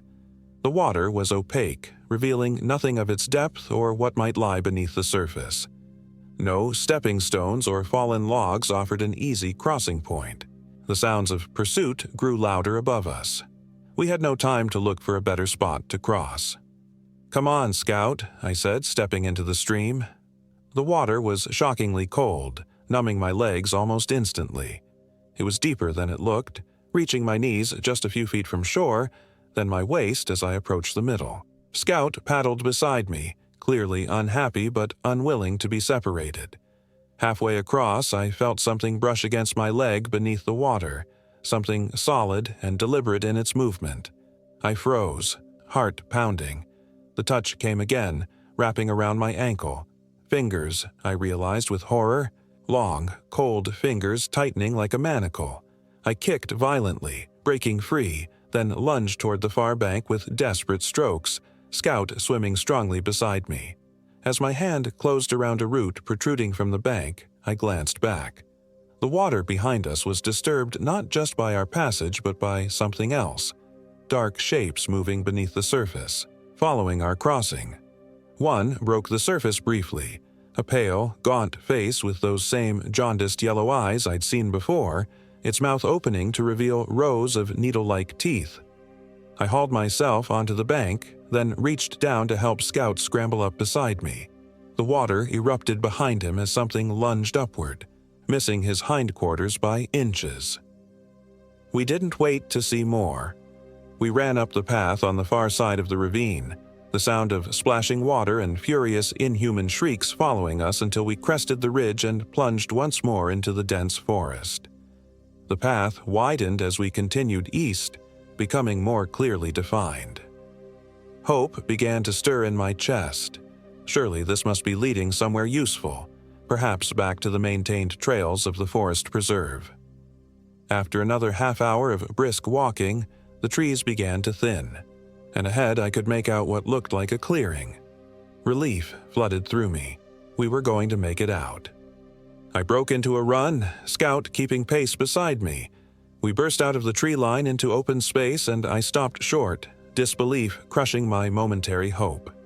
We stood at the edge of our original campsite. The clearing was exactly as we had left it hours ago.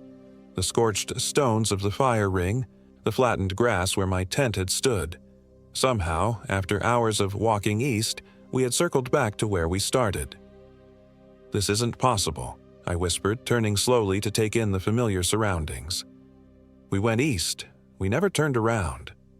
Scout whined softly, pressing against my leg. His eyes were fixed on the path leading down to the stream. The first stream, where the thing that wasn't Scout had emerged from the water. A rustle in the undergrowth made us both start. From the forest on the far side of the clearing emerged the gaunt man I had seen earlier, the one who had watched us silently as we packed up camp. In the full light of day, I could see him more clearly now, and the sight made my breath catch. His clothes were not just old-fashioned, but antique. the kind of work clothes a logger might have worn a century ago, now weathered and rotting in places. His skin had a grayish cast and his movements were stiff, mechanical, as if his joints didn't work quite right, but it was his face that truly horrified me. The features were human, but distorted, the cheekbones too sharp, the jaw too long, the mouth stretched in a permanent rictus that revealed teeth filed to points. And his eyes, those eyes held the same jaundiced yellow glow I had seen in the stream. "You're still here," he said, his voice like gravel grinding underfoot. "They said you'd be clever, that you'd run. They always run."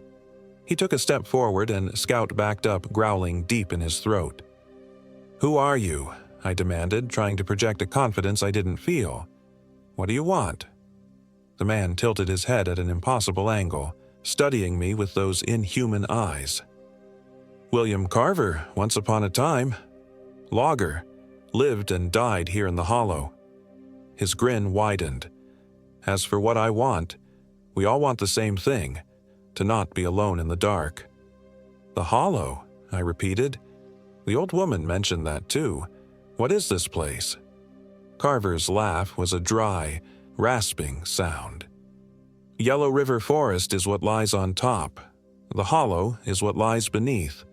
Been here a lot longer. Will be here long after they stop calling it a forest preserve." He took another step forward. "The old ways endure here. The old hungers too." I backed away, matching his advance. "I don't understand. Don't need to understand. City boy. Just need to feed." He moved with sudden, unnatural speed, closing the distance between us in a blur. I reacted on instinct, swinging my hiking pole in a wide arc that caught him across the chest. The impact should have knocked him back, but he merely rocked slightly, as if I'd pushed him with a finger. "That won't help you," he said, reaching for me with those two long fingers. Scout launched himself forward, teeth bared, and clamped his jaws around Carver's forearm. The man didn't cry out or show any sign of pain.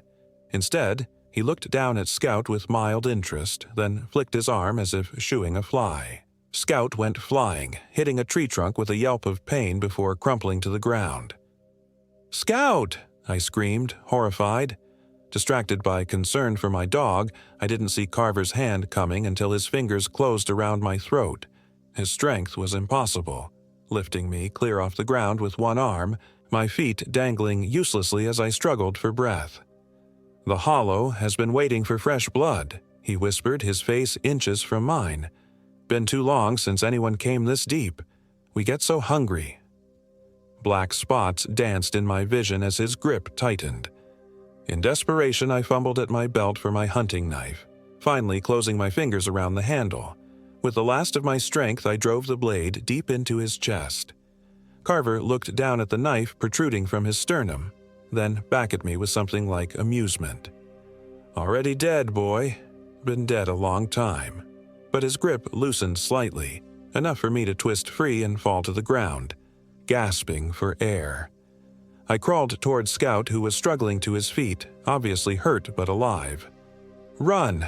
I croaked to him as Carver pulled the knife from his chest with a wet, sucking sound. No blood flowed from the wound, only a thick black ichor that smelled of stagnant water and decay. We fled back into the forest, taking the path that led away from the stream. Behind us, I could hear Carver's unhurried footsteps and his dry, rattling laugh. He wasn't rushing. He didn't need to. The hollow was his domain, and there was nowhere to hide. We ran blindly, the forest growing darker around us, though it was barely mid-afternoon. The trees pressed closer, branches reaching like grasping hands, roots rising from the ground to trip our feet. The whole forest seemed alive and hostile, conspiring with Carver to herd us toward some unseen destination. After what felt like hours of desperate flight, we stumbled into another clearing, smaller than the campsite, with a massive, lightning-scarred oak tree at its center. The tree was ancient, its trunk gnarled and split, creating a hollow large enough for a man to stand inside. Scout came to an abrupt halt, hackles raised, eyes fixed on the hollow in the tree. I stopped beside him, my breath coming in painful gasps. legs trembling with exhaustion. From the darkness within the tree's hollow, something moved. A voice, high and quavering like an old woman's, spoke from within. "Come inside, dearie. Hide from Nasty William. I'll keep you safe." The same blind old woman from the cabin peered out, her milky eyes somehow finding me unerringly. Her smile revealed those too numerous, too sharp teeth. "No," I whispered, backing away. Behind us, Carver's footsteps grew louder, approaching the clearing. We were trapped between them. "The hollow always provides," the old woman cackled from the tree. "One way or another it provides." A sudden realization struck me. They were hurting us. Everything that had happened since we entered this forest had been driving us toward something, some destination I couldn't yet see. "The stream," I said suddenly, the pieces clicking into place. "It all comes back to the stream." The stream that had been near our campsite, the one we had crossed in the ravine. They had to be connected. Water flowing through the hollow, connecting its parts like a circulatory system. I grabbed Scout's collar and pulled him toward the densest part of the forest, away from both Carver and the old woman in the tree. Branches whipped at our faces.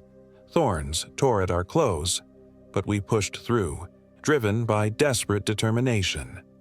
Behind us, the forest erupted with sound, inhuman shrieks of rage, crashing footsteps, the splintering of wood as something large forced its way through the trees in pursuit. The ground began to slope upward, becoming steep enough that I had to grab at roots and trunks to pull myself along. Scout scrambled ahead, showing me the path of least resistance.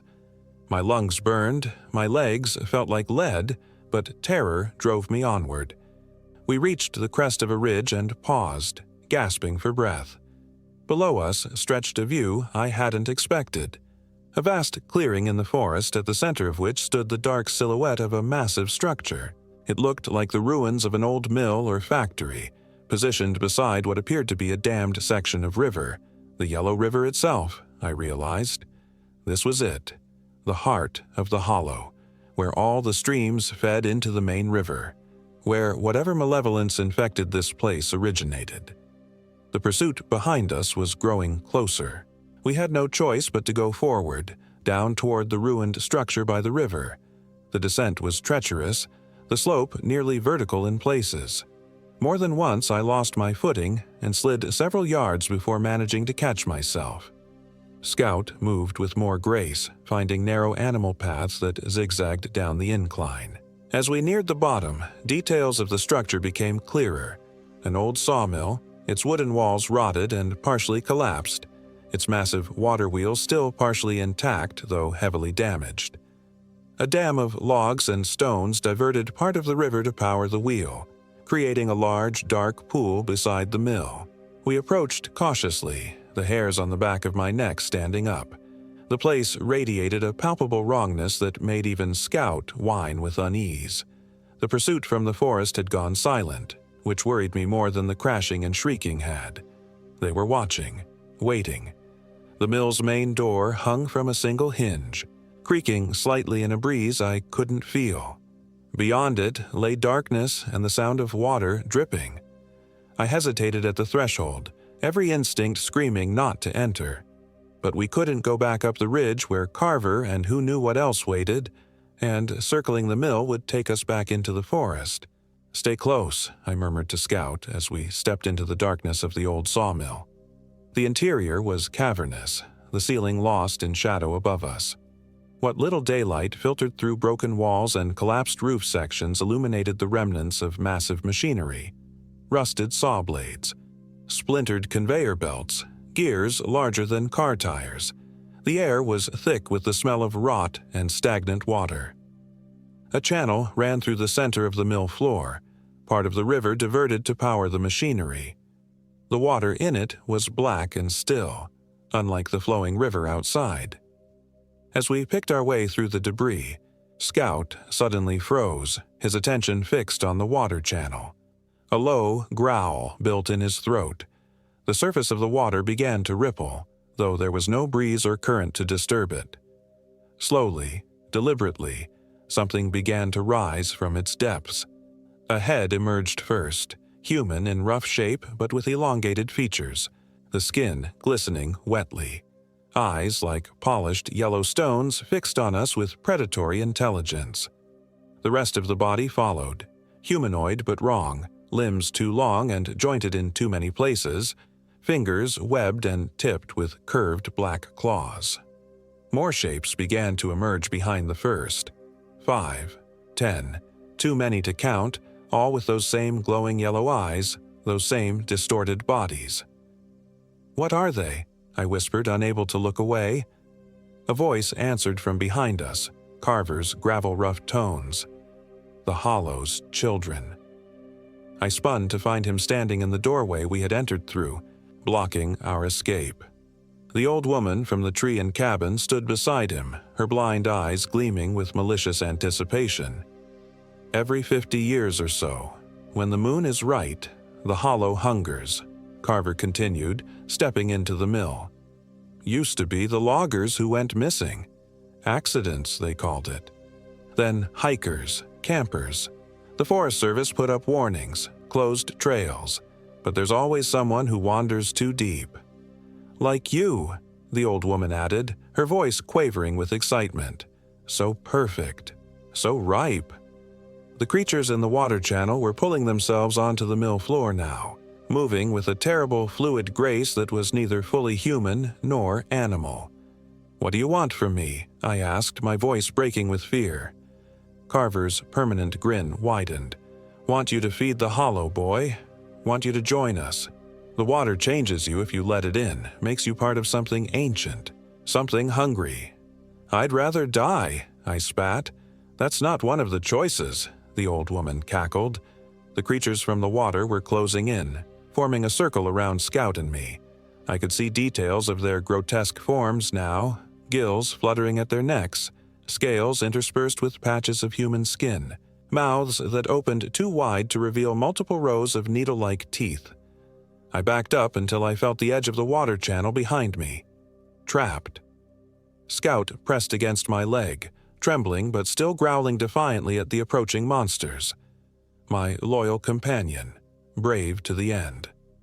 My hand brushed against something in the debris beside the channel. A piece of metal, heavy and solid. I grasped it, finding an old logging hook, its handle partially rotted but its curved steel hook still wickedly sharp. "I'm not going down without a fight," I said, raising the improvised weapon. Carver laughed. "Struggle all you want. Makes the changing sweeter." The first of the water creatures lunged forward with shocking speed. I swung the logging hook in a desperate arc, feeling it connect with a solid thunk. The creature shrieked, a high, inhuman sound, and fell back, black ichor seeping from a gash across its chest. Scout launched himself at another, teeth clamping around what might have been a throat. The creature thrashed, trying to dislodge him. For a moment it seemed we might have a chance, but there were too many. As I fought off one, another grabbed my leg with crushing strength, yanking me off balance. I went down hard, losing my grip on the logging hook. Scout was overwhelmed a moment later, 3 of the creatures pinning him to the floor despite his frantic struggles. Carver walked forward, looking down at me with those inhuman yellow eyes. "The Hollow has chosen you. Be honored." He gestured, and the creatures began dragging me toward the water channel. I fought with every ounce of strength I had left, fingernails breaking as I clawed at the wooden floor. Scout's frantic barking filled the mill, his voice rising to a desperate pitch as he watched me being pulled away. The edge of the channel loomed beneath me, the dark water waiting like an open grave. Carver kneeled beside me, gripping my hair to force me to look into his face. "The water will fill your lungs," he said, almost gently. "You'll think you're drowning, but you're being reborn. When it's over, you'll thank us." With a final shove, the creatures pushed me into the channel. The water closed over my head, shockingly cold and thick as oil. I thrashed, fighting to return to the surface, but multiple hands held me down, pushing me deeper. My lungs burned. Darkness crept into the edges of my vision. In my last moments of consciousness, I thought I heard Scout's barking change to a different tone, Not fear, but fury. The sound of splintering wood and surprised shrieks reached me dimly through the water. Then something grabbed my arm. Not the slick, clawed grip of the water creatures, but the familiar feel of Scout's teeth, gentle but insistent, pulling me upward. With the last of my strength, I kicked toward the surface. My head broke the water, and I gasped in sweet air. The mill was chaos. Part of the old water wheel had collapsed, smashing through the rotted floor and creating a breach in the dam outside. Water was rushing out through the new opening, draining the channel rapidly. The creatures were shrieking in alarm, some already beginning to wither and contort as the water level dropped. Carver and the old woman were shouting, trying to herd them toward the deeper parts of the channel. Scout stood at the edge, soaking wet, having clearly jumped in after me. He barked urgently, backing toward the new opening in the wall. I understood immediately. Our chance to escape was now, while they were distracted. I pulled myself from the draining channel and scrambled after Scout, slipping through the jagged hole in the wall. Outside, the dam was rapidly disintegrating, the pent-up river water rushing forward to reclaim its natural course. Behind us, inhuman screams of rage turned to terror as the mill began to collapse, unable to withstand the structural damage and the force of the water. I glanced back to see the old woman and Carver caught in the flood, their forms seeming to melt and distort as the natural river water touched them. Scout and I ran along the riverbank, following the rushing water downstream, away from the hollow and its horrors. We didn't stop until the sound of destruction faded behind us, replaced by the normal sounds of a forest in afternoon. Birdsong, wind in the trees, small animals rustling in the undergrowth. Eventually, we emerged onto a paved road, a Forest Service route that I recognized from my drive-in. We were out. We had escaped the hollow. 3 hours later, we were in my car, putting as much distance between ourselves and Yellow River State Forest as possible. Scout lay exhausted in the passenger seat, occasionally whimpering in his sleep. I wasn't much better off, my body covered in cuts and bruises, my mind still struggling to process what we had experienced. I never reported what happened. Who would believe me? Instead, I drove home to Cedar Rapids and tried to forget, to convince myself it had all been some kind of stress-induced hallucination. But sometimes, in the dead of night, I wake to find Scout standing at the bedroom window, growling softly at something I can't see. And in those moments, I swear, I can smell the stagnant water of the hollow, hear the dry, rattling laugh of a man long dead. And I know they're still there, in the deepest part of Yellow River Forest, waiting for the next person who wanders too far from the maintained trails, waiting to feed the hunger of the hollow. The water in my shower sometimes runs cloudy, and I catch myself checking my eyes in the mirror, afraid I'll find a jaundiced yellow glow looking back at me. So far, they remain my normal brown, but I wonder how long the hollow's patience will last. Because sometimes I dream of dark water and a voice that calls me back, and in the dream, I'm always walking toward it, not away.